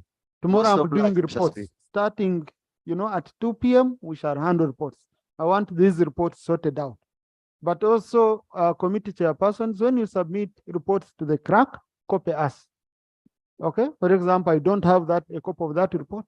Mr. Speaker, I'm going to do it as fast as possible. Yes. But my last prayer to you is that we have to visit the rules. And I have requested several times for an in-house meeting here as members, which has failed. But with the intelligence, I think we should handle. We had a challenge here in my Committee of Education. We are directed to write why we never signed the reports, but the rules give me rights to sign and not sign. I can refuse to sign deliberately, or I can attend. But I think we should sit as an in-house and handle such matters, because the reports deal with numbers, and 1/3 of those who have signed. Members can fail to sign because of some challenges. But there's a new process, something coming in. You need to educate the us on that. presiding officer was very clear. If you have not signed, you should explain why. Your reason can be, I don't want to sign. That's also a reason. But we've come to understand we have very many members who never attend committees. They have never. So we are trying to mobilize members for you. So if you're on a committee, you've never signed a single committee report, okay? And you want to come and speak on the floor. Then if I find that you never attend committee meetings, I can't give you an opportunity on the floor. You must participate both in committees and on plenary. That's what is fair. So, and even on plenary, we are going to be strict, colleagues. We are going to be strict. If you miss the mandatory, because we shall be publishing quarter attendance reports. Yeah, you have given us money for media and publicity. We shall be buying space in the media. And we show this quarter, we had these sessions. Honorable Tayebwa attended 2. Okay, Honorable Mzare attended 20. Honorable so attended 0. So that your people can know whether you represent them or whether you are never here. Otherwise, most of you run parliaments on radio. Find you never attend parliament, but you're on radio every day discussing what happens in parliament. But you're never here. So where do you even get information? So we want to be strict on these matters. Okay? So, Crack. Item number 10 on the order paper. Motion for the adoption of the report of the Committee on Public Accounts, Commissions, Statutory Authorities and State Enterprises on the report of the Auditor General on the financial statements of the Uganda Printing and Publishing Corporation for the financial year ended 30th June 2022. Honorable Chair Kosase. Thank you, Right Honorable Speaker. I rise to present the report of the Committee on Public Accounts, Commissions, Statutory Authorities and State Enterprises, PAC Kosase, on the report of the Auditor General on the financial statements of Uganda Printing and Publishing Corporation for the year ended 30th June 2022. And as it commenced, Right Honorable Speaker, I beg to table a copy of the report. I also beg to table minutes of the committee meetings. Right Honorable Speaker, with your indulgence, I'll be skipping a couple of things that are either generic or otherwise for want of time. Maybe the report will be uploaded, on the screen as well. Cracker will capture the whole report on the answer. Yes, certainly. So you can do a summary. All right, so I'll skip the introduction, background, methodology, and I'll move to the findings, observations, and recommendations. The first one thereof was misstatement of the investment in a joint venture in Uganda Security Printing Company Limited. Now, Uganda Printing and Publishing Corporation and Government of Uganda, represented by the Ministry of Finance, Planning and Economic Development, signed an agreement with a consortium of German companies to form Uganda Security Printing Company Limited for purposes of rehabilitating and revamping UPPC by redesigning, developing, constructing, completing, testing, and commissioning an e-passport factory and ID factory. UPPC holds a 51% stake in USPC, that's the security company. A review of the statement of financial position as at 30th June 2022 indicated that UPPC investment in the joint venture was reported at a cost of 9 billion shillings as valued by 30th June 2020 and did not use the equity method as required by the standard. This implies that the statement of financial position is misstated and misleading to the users of the statements. The accounting officer submitted that Uganda Security Printing Corporation has a different accounting period, which ends on December 31st, unlike that of UPPC. I'll move to the recommendations. Right Honorable Speaker, the committee recommends that the accounting officer should comply fully with the IFRS 11 and 12 requirements, those are standards, in regard to valuation of the joint venture investment. 2, USPC should align the accounting period with that of UPPC, which is the majority shareholder, to facilitate the proper valuation of the investment and accurate reporting. The second issue, Right Honorable Speaker and members, understated tax liabilities. It was noted that whereas the tax records as per the Uganda Revenue Authority revealed a tax liability amount of 1.6 billion, the financial statements disclosed only 1.1 billion, resulting in a variance of 460 million shillings. The accounting officer submitted to the committee that the variance was because some of the monies were penalties and fines charged by URA, yet UPPC records interest and penalties separately. As a committee, we observed that URA charges interest on unpaid money. Moreover, most of the money is owed by ministries, departments, and agencies which do not pay on time, and that affects the cash flows of the corporation. Our recommendation is that the accounting officer should put in place mechanisms to ensure that the books of accounts present a fair reflection of the tax liability of the corporation in the subsequent financial years. 3, slow rate of recovery of receivables. The Auditor General noted that debtors worth 3.76 billion have been outstanding for a period ranging between 361 days to 1,800 days, contrary to best practice, which requires an entity to institute debt recovery mechanisms that ensure debts are recovered promptly. Section 7.5 of the UPPC Finance and Accounting Policy Manual 2020 highlights 5 collection procedures to be undertaken by the corporation when pursuing debtors. And the table there gives details of the age debts as they ought to be handled. The accounting officer submitted that some of the debts related to transactions undertaken about 10 years back, and there was no documentation relating to them that could be traced, making their recovery difficult. UPPC had hired a debt collector with a view to improving this situation. The committee was further informed that UPPC had provided services equivalent to 4.3 billion to various MDAs following their budget cuts due to COVID, but there were delays regarding payment from these MDAs. As a committee, we observed, 1, the treatment of receivables was not in accordance with IFRS 9 accounting standard, which requires companies to measure impairment of financial assets, including trade receivables, to be recovered within 12 months from the date they fall due. 2, MDAs have accumulated arrears to Uganda Printing and Publishing Corporation, those are ministries, departments, and agencies, which has affected the cash flows and operations of this corporation. 3, some of the money owed to UPPC has no adequate documentation backing it up, which makes it difficult to recover. And as a committee, we recommend that the accounting officer institutes a debt recovery mechanism for the recovery of all outstanding receivables and report the progress to Parliament within 6 months after the adoption of this report. Number 4, assessment of financial performance. The accounting officer informed the committee that UPPC collects most of its money from publishing in the Gazette, and that in financial year 2020-2021, the corporation realized a huge collection of 15.4 billion shillings from the Electoral Commission, owing to the elections that took place in 2021. The corporation printed various items arising from the election, including gazetting of all elected leaders at various levels.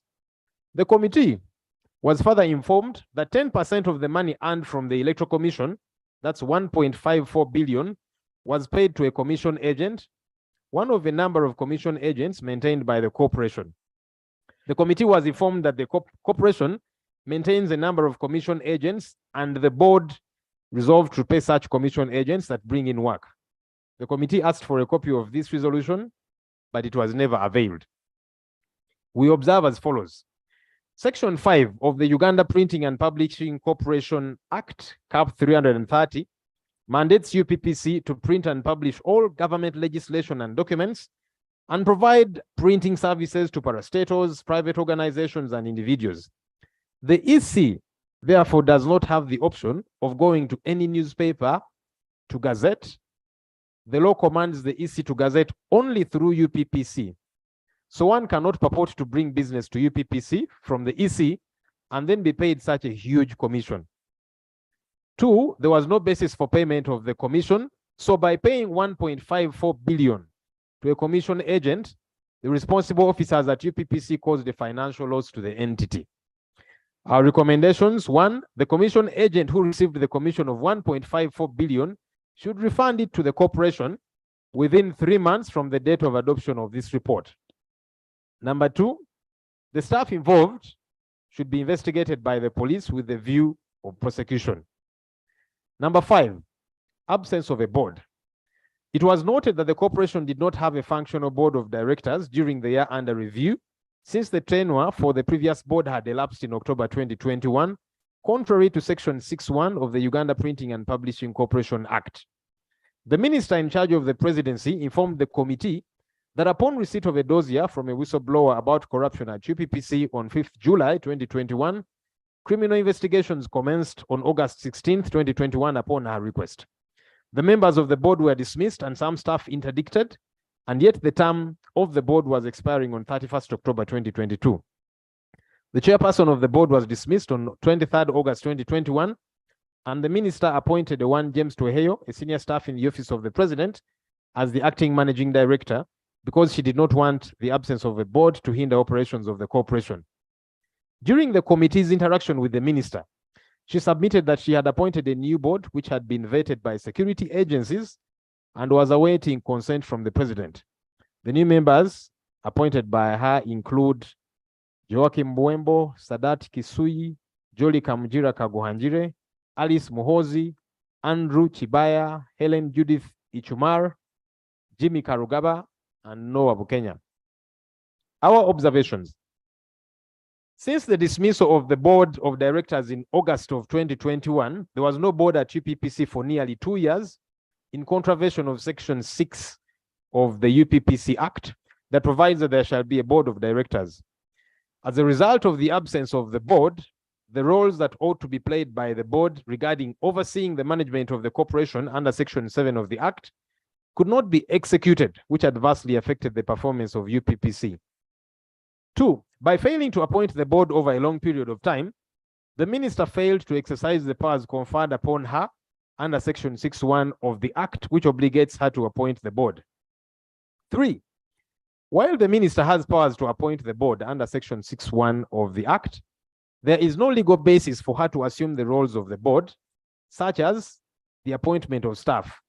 For example, on 2 occasions, the minister appointed the acting managing directors, including the current managing director. She also kept signing off documents, including audited financial statements, as the board chairperson of UPPC, which was both irregular and illegal. 4, the absence of the board for long grossly affected the operations of the board, as there was no sufficient supervision of staff. We recommend that the new board should institute a system of good corporate governance practices at the corporation, including instituting board committees, regular meetings, prudent financial and human resource management, among others. Number 6 is about staffing gaps.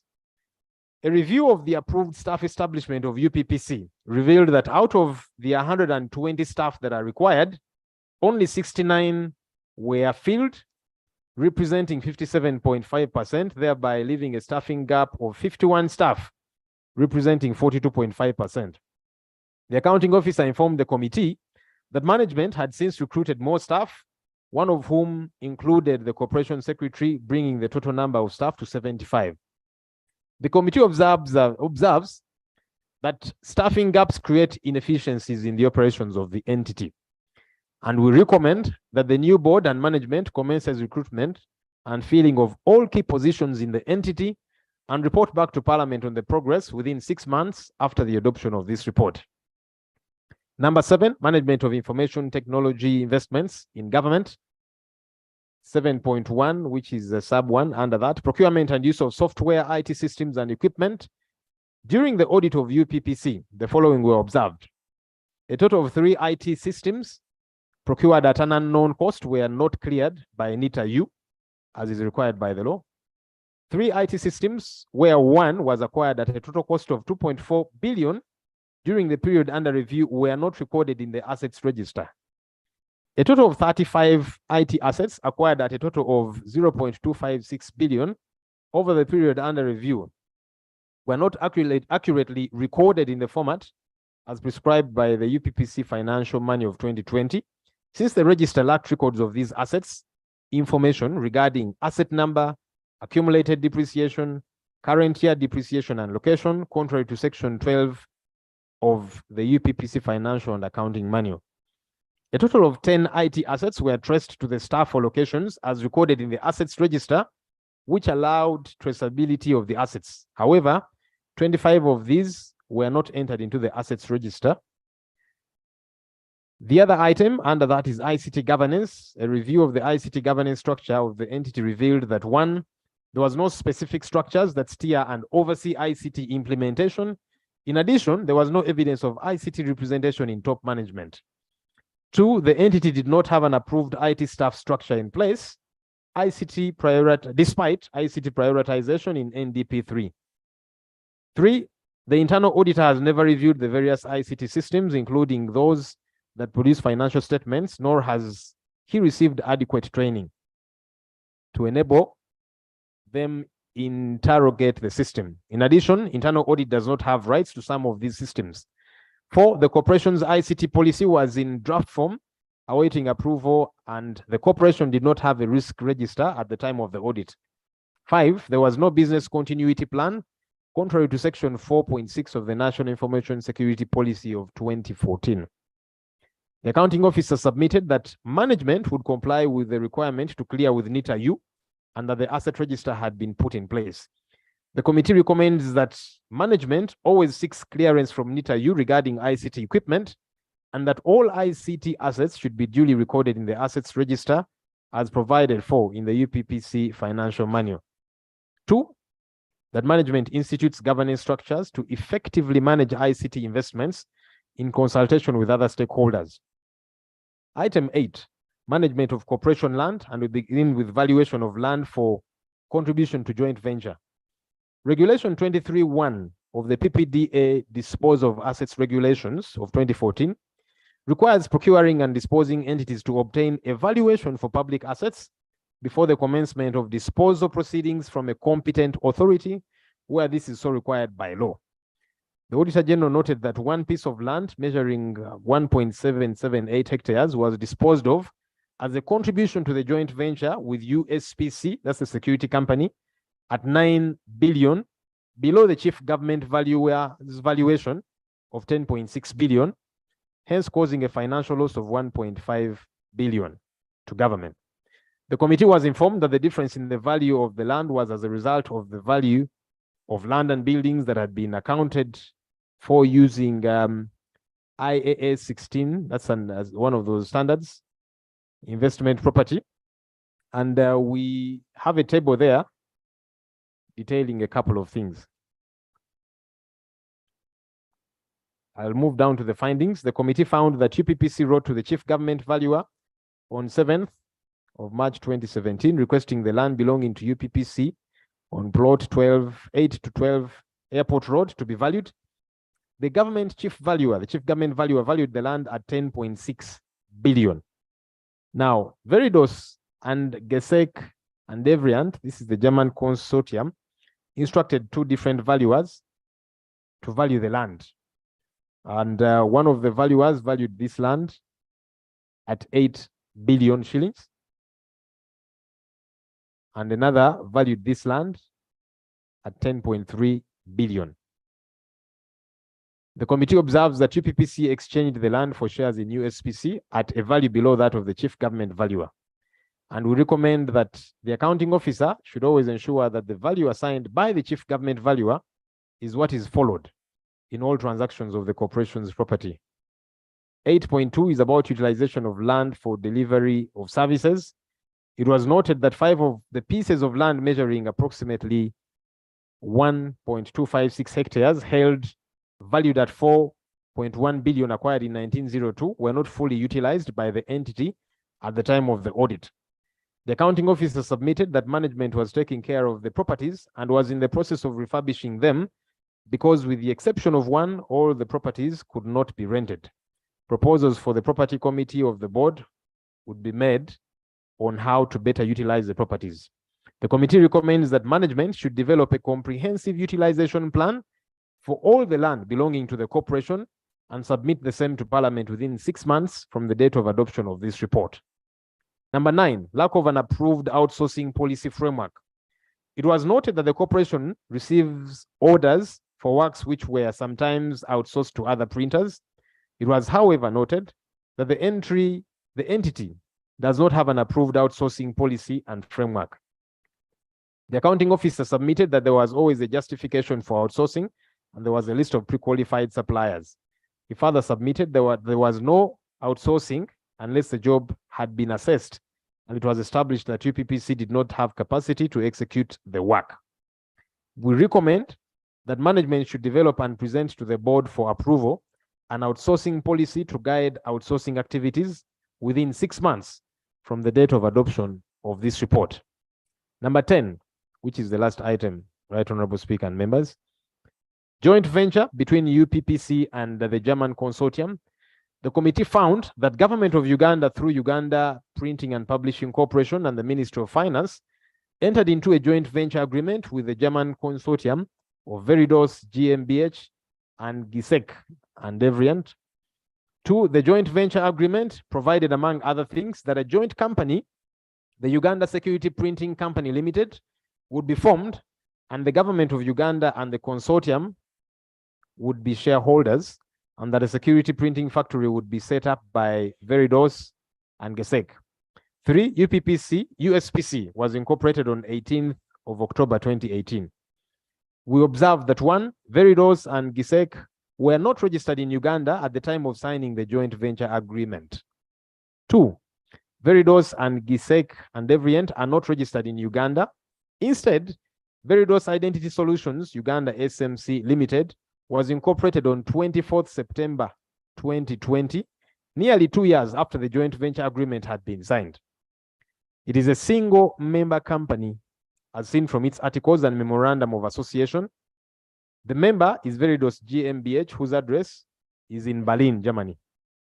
Number 3, the fact that Veridos GmbH and GESEC were not registered in Uganda was problematic because they were not domesticated and yet they are doing business in Uganda. The committee recommends that Veridos and GESEC should regularize and validate their presence in Uganda and submit a report to Parliament within 6 months after the adoption of this report. The conclusion: UPPC plays a critical role regarding the printing and publishing of government documents. However, the corporation has suffered the lack of proper corporate governance, which has consequently affected its financial performance and placed a dent onto its ability to execute its mandate.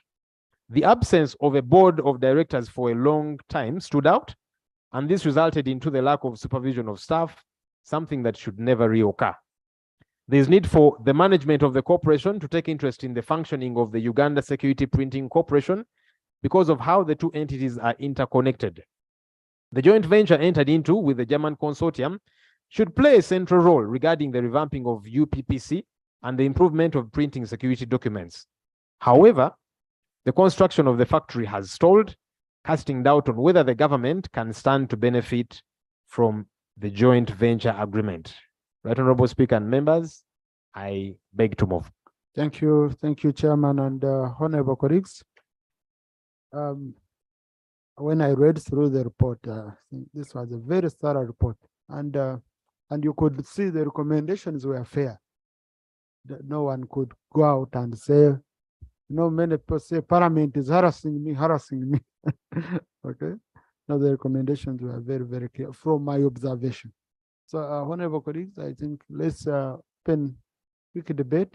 Members of the committee, please don't. Okay, so I'll start with Professor Mshemeza. I go to Honorable Repair. I go to Honorable Oseku. And then I go to Honorable Pachuto. I come this side. Thank you, Right Honorable Speaker. 3 minutes each. I thank the committee for good job done. The last 2 years I've been in this 11th Parliament. I have observed that there is a problem in the office of the Attorney General. We have seen agreements being signed by government and other entities. Some of these we have observed them, we have analyzed them in our Committee of Tourism, Trade and Industry. Is it because of the understaffing the Honorable Minister was pointing out? What's the problem? I want to call upon the Minister of Justice to interest himself in the office of the Attorney General. Because there are things that are done, you wonder, is it deliberate? Is it hurting the country? That is the first observation. The second one, we have seen in the joint venture, UPP is a majority shareholder. How can you accept the other shareholder with less shares to determine the financial year? That the financial year ends on 31st, contrary to UPP, which moves with the government. How can that one happen? The third observation, which opens our eyes, relates to the commission agent. Really, from the Electoral Commission to just here UPP, you want a commission? We know commission agent is is provided under law. But you really wonder. This is similar to what we have observed a few days ago, that to transport files from Kampala here to Entebbe, you spend 400 million. You know, something we have been observing in a committee on some of these other entities. Really, this opens our eyes, and I would call upon COSASE to scan through other procurements of government related to commission agents. We may find the government is losing a lot of money. Some of them could be government officers, but using other proxies to earn a commission. How can you ask a commission from Electoral Commission to UPP? Thank you. I really want to thank COSASE, and I call upon you really to do scanning through other entities. We may discover billions of money being lost through commission agents who are not supposed to get this money. Thank you. Thank you. I think this should be very clear, right, Honorable Prime Minister. There is no way for a government entity to do business with another government entity. Requires a commission agent to arrange the business. Really? Now, one business entity, one government entity. I thought commission agents who are recognized under maybe government businesses are for dealing with private sector. Because getting business under private sector might require OB, might require, but even in government, I think on this one, the Minister of Finance needs to instruct the PSST, who would instruct accounting officers or accounting officers that this is unacceptable. Government to government, and you have in commission agents. That's daylight robbery. Everybody pay, and really, right, Honorable Prime Minister, take it 5 billion. Honorable Yomus had not yet reached here. You're the one who guided the nation. What we have here is UPPC paid a commission agent 5 billion for getting business under Electoral Commission to print for Electoral Commission.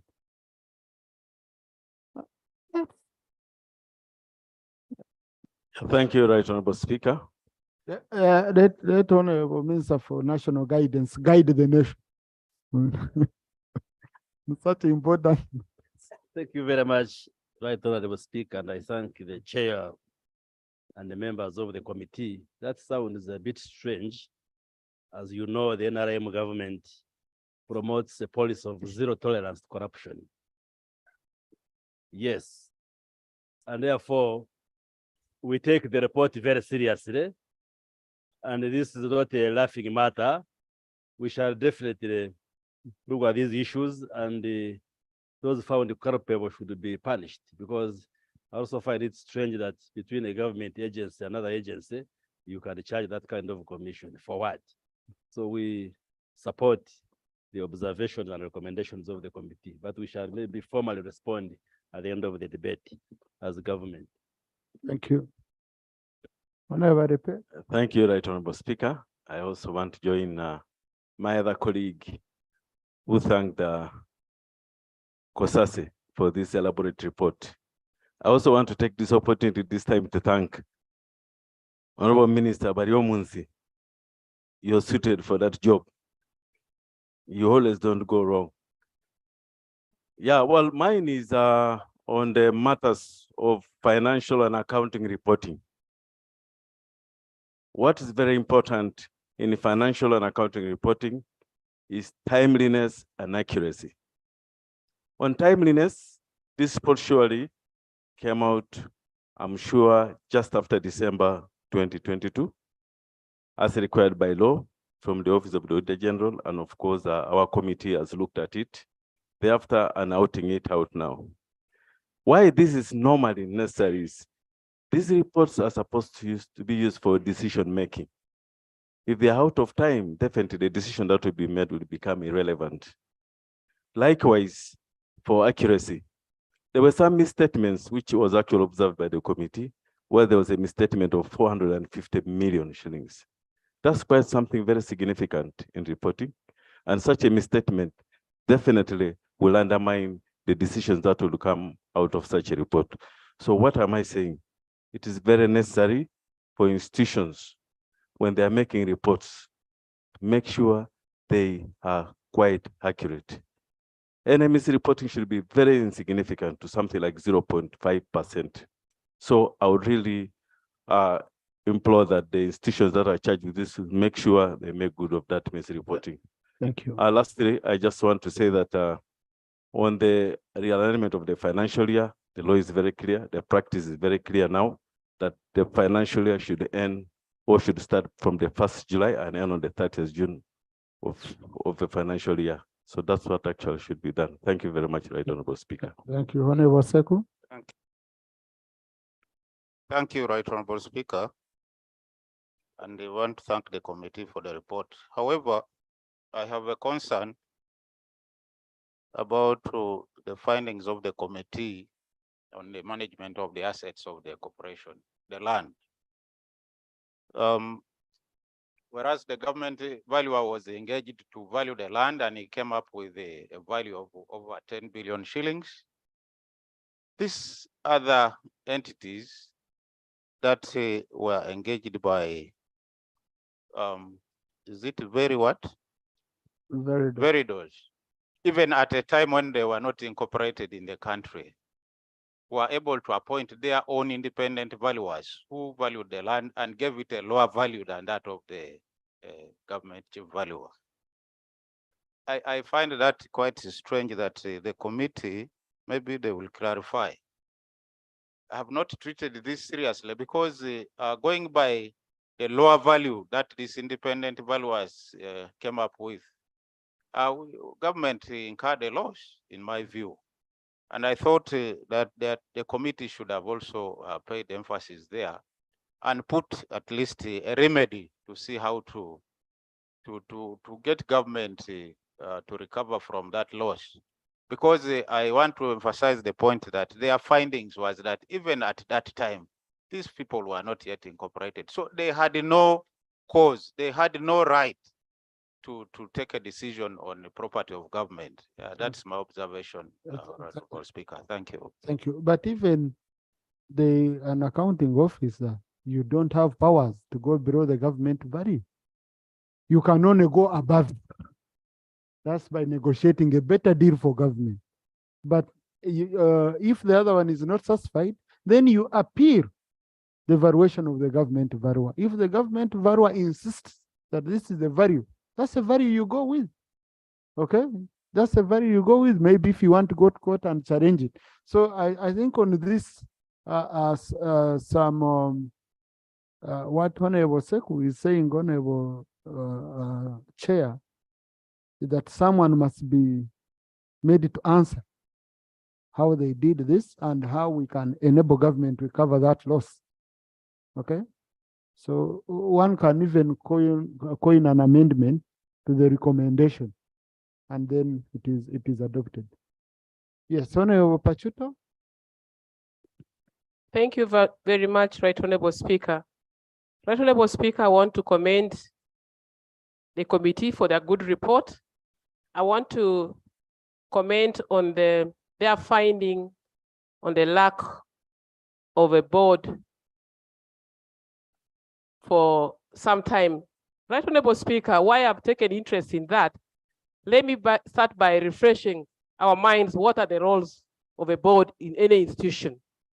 One is to create and monitor organizational strategic plans, establish and redefine corporate vision, mission, and purpose, and evaluate the company practices for business continuity and resilience, and ensuring legal compliance and stay updated with the regulations, among others.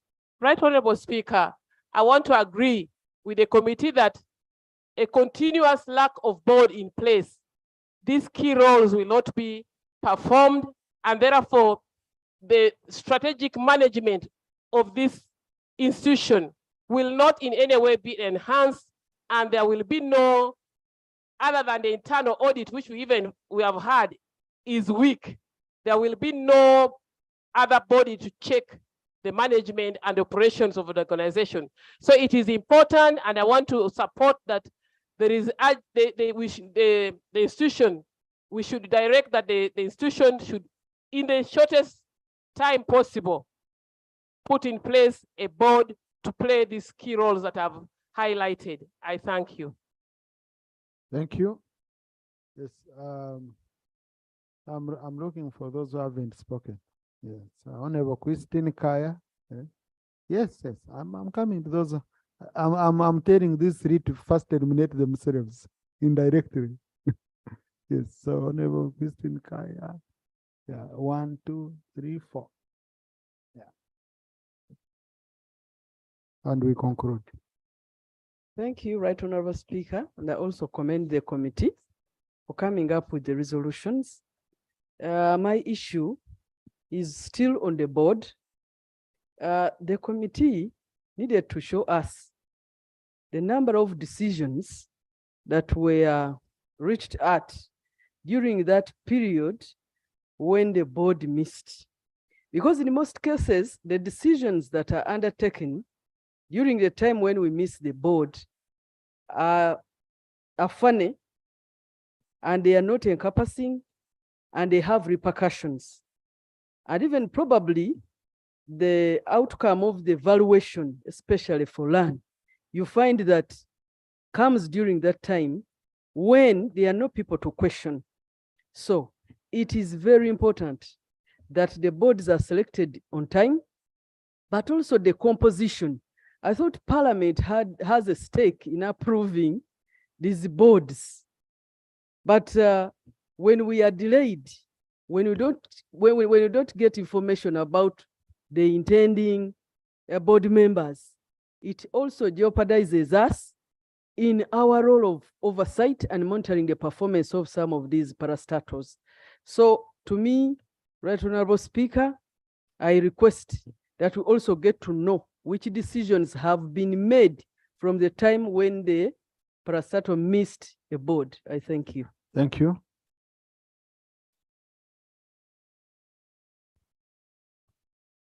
You know, these days, men, we are the most endangered. Yeah? So ladies should give us some space. Thank you. Do you know when DNA results come, what you go through? Even when you're waiting for them around.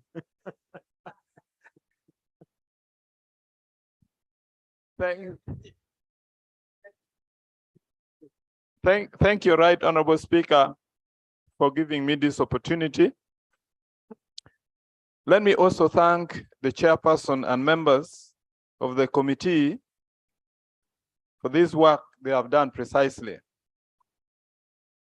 Right Honorable Speaker, my issue number 1 is a point of clarification that I would like to seek from the chairperson when he mentioned that so many MDAs had accumulated debts with UPPC, but how much of it was not mentioned. Giving us the figure will make us figure out the implication of such accumulated debts. Right Honorable Speaker, unfortunately, this one also happened in 2020, 2021, and we may now be guessing the status of this company. However, from the statement, there are issues of misleading statements. There are also valuation questions. There's question of signature on the audit report when there is no board.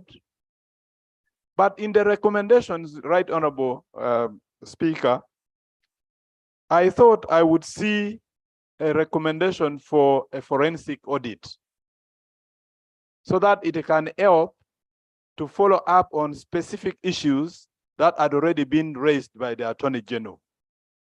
And it is through that the committee can rely on to choose to see which issues to be recommended for further police investigation. I thank you. Thank you. Honorable colleagues, I want us to be very cautious on the issue of forensic audit. Nearly every issue that has been coming here, colleagues want us to conclude with the forensic audit. It's very costly, and you don't put that money in the budget. So to some extent now, the same Auditor General, when we say forensic audit, he goes to the same entity He says fund it. Because he has no money for forensic audits. Now we increase the money projecting, but we have to be very, very cautious on insisting forensic audit on each and every matter. Sometimes you find really, if the committee assesses the Auditor General's report and they find the information they've managed to get is very critical, okay, is sufficient, and they don't see gaps, then there would be no need for forensic audit. But when the committee finds there are gaps, there are issues they've traced and they can't reach the final destination in terms of extracting information, then the committee can make a recommendation that we have a forensic audit. Issues like, for example, Bujagari, that Bujagari. But where a committee feels they managed to get whatever they needed, let us not go for forensic audits because they are so costly on government, and the Auditor General is not able to address these matters. In short, I'm saying we avoid making decisions which we know are going to be difficult to implement from the onset. Thank you, Right Honorable Speaker. And I join colleagues to thank the committee for a good report. Right Honorable Speaker, quoting page 5, one of the paragraphs says the chairperson of the board was dismissed on 23rd of August 2021, and the minister appointed James Treheyo, a senior staff in the office of the president, as the acting managing director, because she did not want the absence of the board to hinder the operations of the corporation. In a way, the minister determined that the managing director should serve as the board at the same time, which was a very big conflict of interest. She assumed that the roles of the board would be performed by the managing director. So the managing director at that time did not even have a supervisor. But the report continues to say that at one time the minister was signing for the board. Right Honorable Speaker, number one, this report does not tell us, okay, to continue to tell us that later on, the minister appointed a committee after a gap of a board, after a gap of like 2 years, but they don't tell us when actually exactly that this board was appointed, led by Joachim Buembo. It's important to us that we get to know exactly when was this board appointed, because there's a likelihood that the board was appointed after this committee had started its work. When you say roughly 2 years, it's around the same time.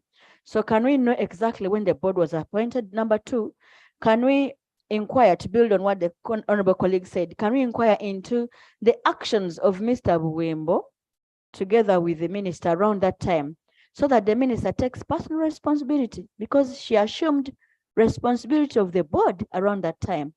So I recommend that the minister should take, because when we talk about financial accountability issues that are here, in the years that preceded, the time where there was lapse of leader, there was no board, is not reflected in this.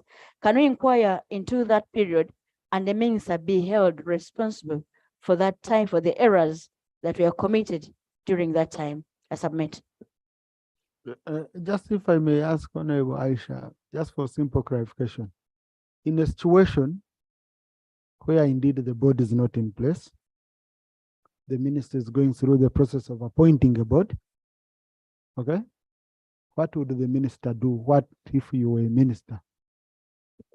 Right, Honorable Chair, the board was suspended on 31st of October 2022, rather on the 16th of August 2021. It was meant to expire on the 31st October 2022, so it was suspended a year ahead its expiry, and even after the real time for expiry, it was a new board was not put in place. Even when the minister was supposed to put measures to work as investigation are taking place, 2 years was too much a time for a lapse of governance. So she must take responsibility. Ordinarily, 3 months would be enough for an inquiry, because she says she was inquiring into the mismanagement of the board, but one would not take 2 years to make such an inquiry. Thank you. Yes, Remido Oguzuri, then Honorable Santa. Mr. Speaker, maybe just for the information of members, the public standing orders provide that if somebody is interdicted or suspended, it can only be for a maximum of about 6 months to allow investigations to happen and conclude. In this case, it exceeded. So I agree with you that somebody must answer. One clear thing which comes in these failures and mismanagements and losses is that there's lack of political leadership and political will to deal with all these issues. I cannot imagine that this house will always be dealing with similar cases, especially when the committees on accountability report to the house. The same things.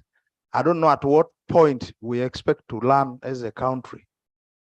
Mr. Speaker, I can only decipher that there is intent by a group of people to loot this country, and what that often leads to is to narrow the availability of resources and the physical space. So the result is always the government cannot be able to deliver services. For example, we have the NITA-U law, we have the PPDA laws, and these have been bypassed. So if indeed there's political will to deal with this, where are the political leaders who are supposed to ensure these things do not occur? If you look at the joint venture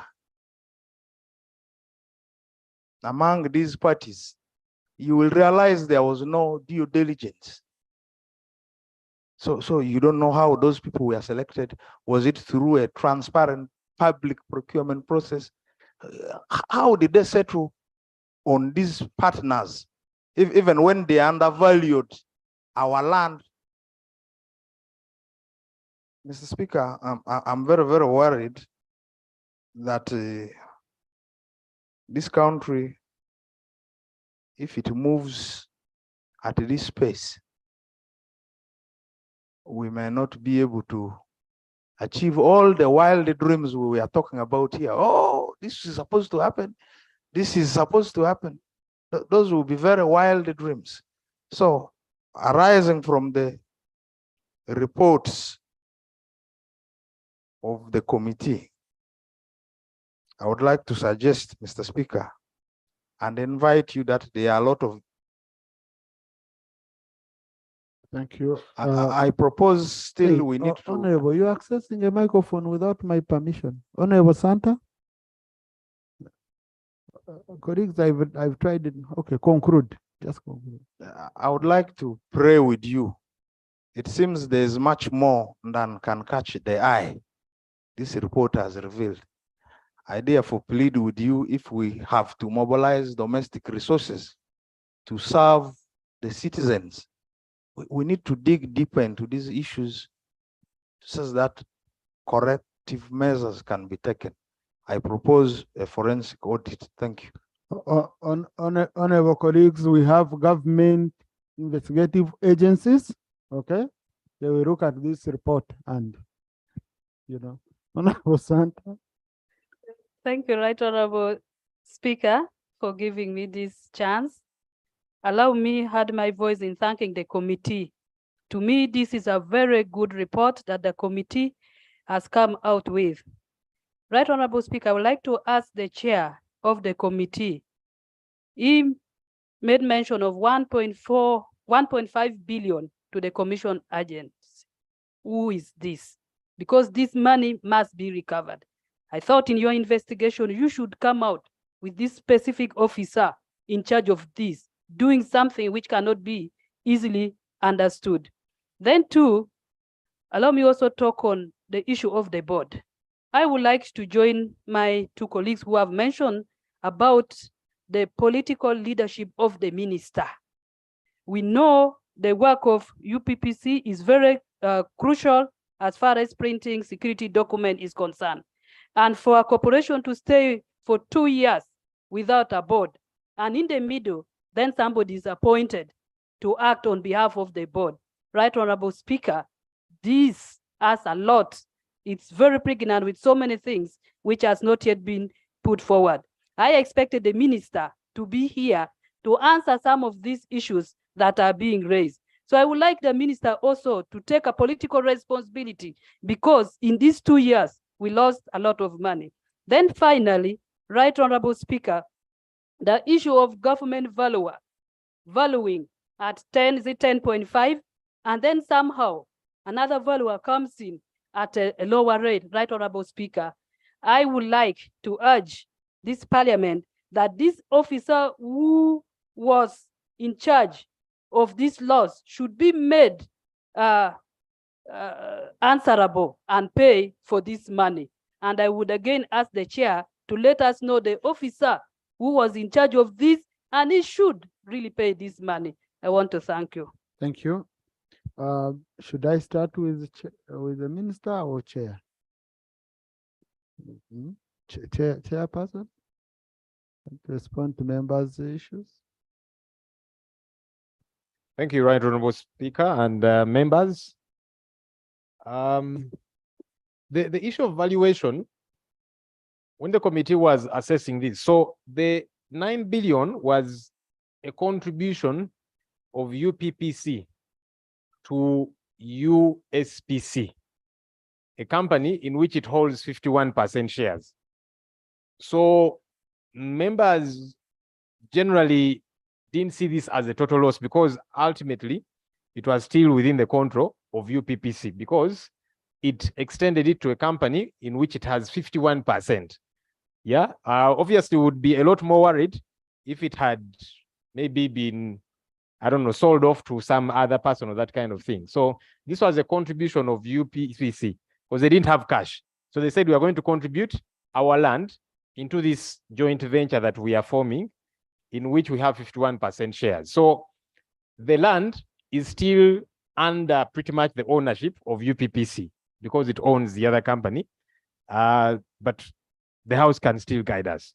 No, Honorable, what the members are saying, that this land, which gave us 51% shares, if we had gone with the right value, would have given us 60% share. I agree. So that's a kind of loss. Certainly. The members are concerned. And I agree. I agree. Number two, decisions taken by the minister in the absence of the board. A colleague was asking, these are actually mentioned on page 6 of the report. One of which was signing financial statements as board chair, then 2, appointing MDs. And I mentioned including the current MD, because the MD is supposed to be appointed by the board, but the minister did the appointment herself. And that's why we recommended somewhere that the new board should appoint the rightful office bearers, including the MD. There was a question about debts with MDAs. I mentioned that on page 3 of our report. It's 4.3 billion shillings to ministries, departments, and agencies. So the ministries owe UPPC 4.3 billion shillings. That's on page 3 of the report. Then there was a question about when was the board appointed. Again, I mentioned on page 5, that was during the inquiry. Incidentally, so when we began to inquire into this and were putting these questions to the minister, she quickly went and hurriedly did this. Then the next time, following week when she was in the committee, he said, Honorable Chair, I've actually appointed the board. They've even sworn in here, there. So in a sense, one could say we pushed the minister to do the right thing. Well, too little, too late. She eventually did it after we pushed and opened her eyes to doing the right thing. But again, there is no harm in holding a result. Thank you, Honorable Minister. This is under the presidency. So I have someone under the presidency and who is also a boss to ministers.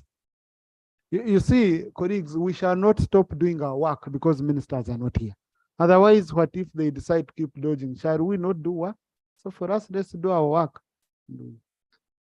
Right Honorable Speaker, I want to thank the chairperson and the committee for the job well done.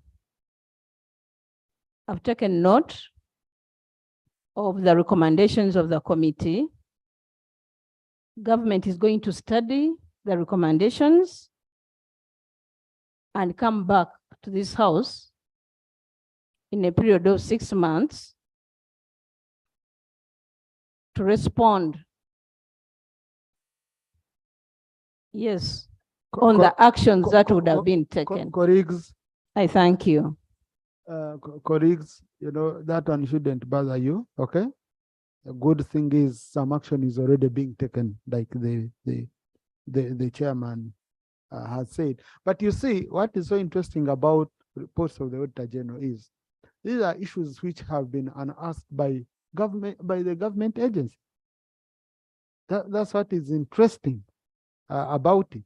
And then for us, we push. And I want to thank you, Chairman, to see some of the issues are already addressed because of the work you've done, because of how the committee has managed to push. So to me, Parliament, if we achieve that, to ensure that at least something is done because of our intervention, however small, I really appreciate it. And then we demand answers through the Treasury, memorandum. Yes, Honorable Chris, you wanted to give some information? Thank you very much, Right Honorable Speaker. I just wanted to provide information regarding the process of appointing boards. That usually the laws which we pass here give authority to ministers to appoint boards which oversee the operations of these agencies. And therefore the board represents the interests of the minister. But we have a standing guideline as a cabinet that once a board is vacant, the minister writes to all ministers to propose names. And then the ministers propose names, and then the minister will shortlist, and then the names are sent to the Security Department of Government for the names to be vetted. And once they have been cleared by security, you prepare a cabinet paper and send it to the cabinet secretariat. And then depending on the business of cabinet, they will schedule it on the order paper of cabinet. So sometimes the delays are not occasioned by the minister, but say by ISO which vets, or even the cabinet secretariat. Yes, I'm not answering for the minister in this case. I'm just giving information. The process will go through that. Yes, the minister may delay the process, but sometimes the delays can be occasioned by some of those processes. Thank you. So I just want members to understand, because the Honorable Kaya had raised it as to whether names should come to Parliament or not. So I thought we should know the process we go through. I now put the question that the report of the committee on COSASE, on the report of the Auditor General, the financial statements of Uganda Printing and Publishing Corporation for the year ended 30th June 2022 be adopted. Those in favor say aye, and to the contrary nay. The ayes have it. You see, honorable colleagues, when you have an amendment, you move. You don't comment. Now you commented, you gave your wishes, but you never moved that we adopt any amendment. So my hands are tied. So honorable colleagues, right honorable, the report, we need an action taken report, Treasury memoranda within 6 months as provided for under the law. House adjourned to tomorrow at 2 p.m.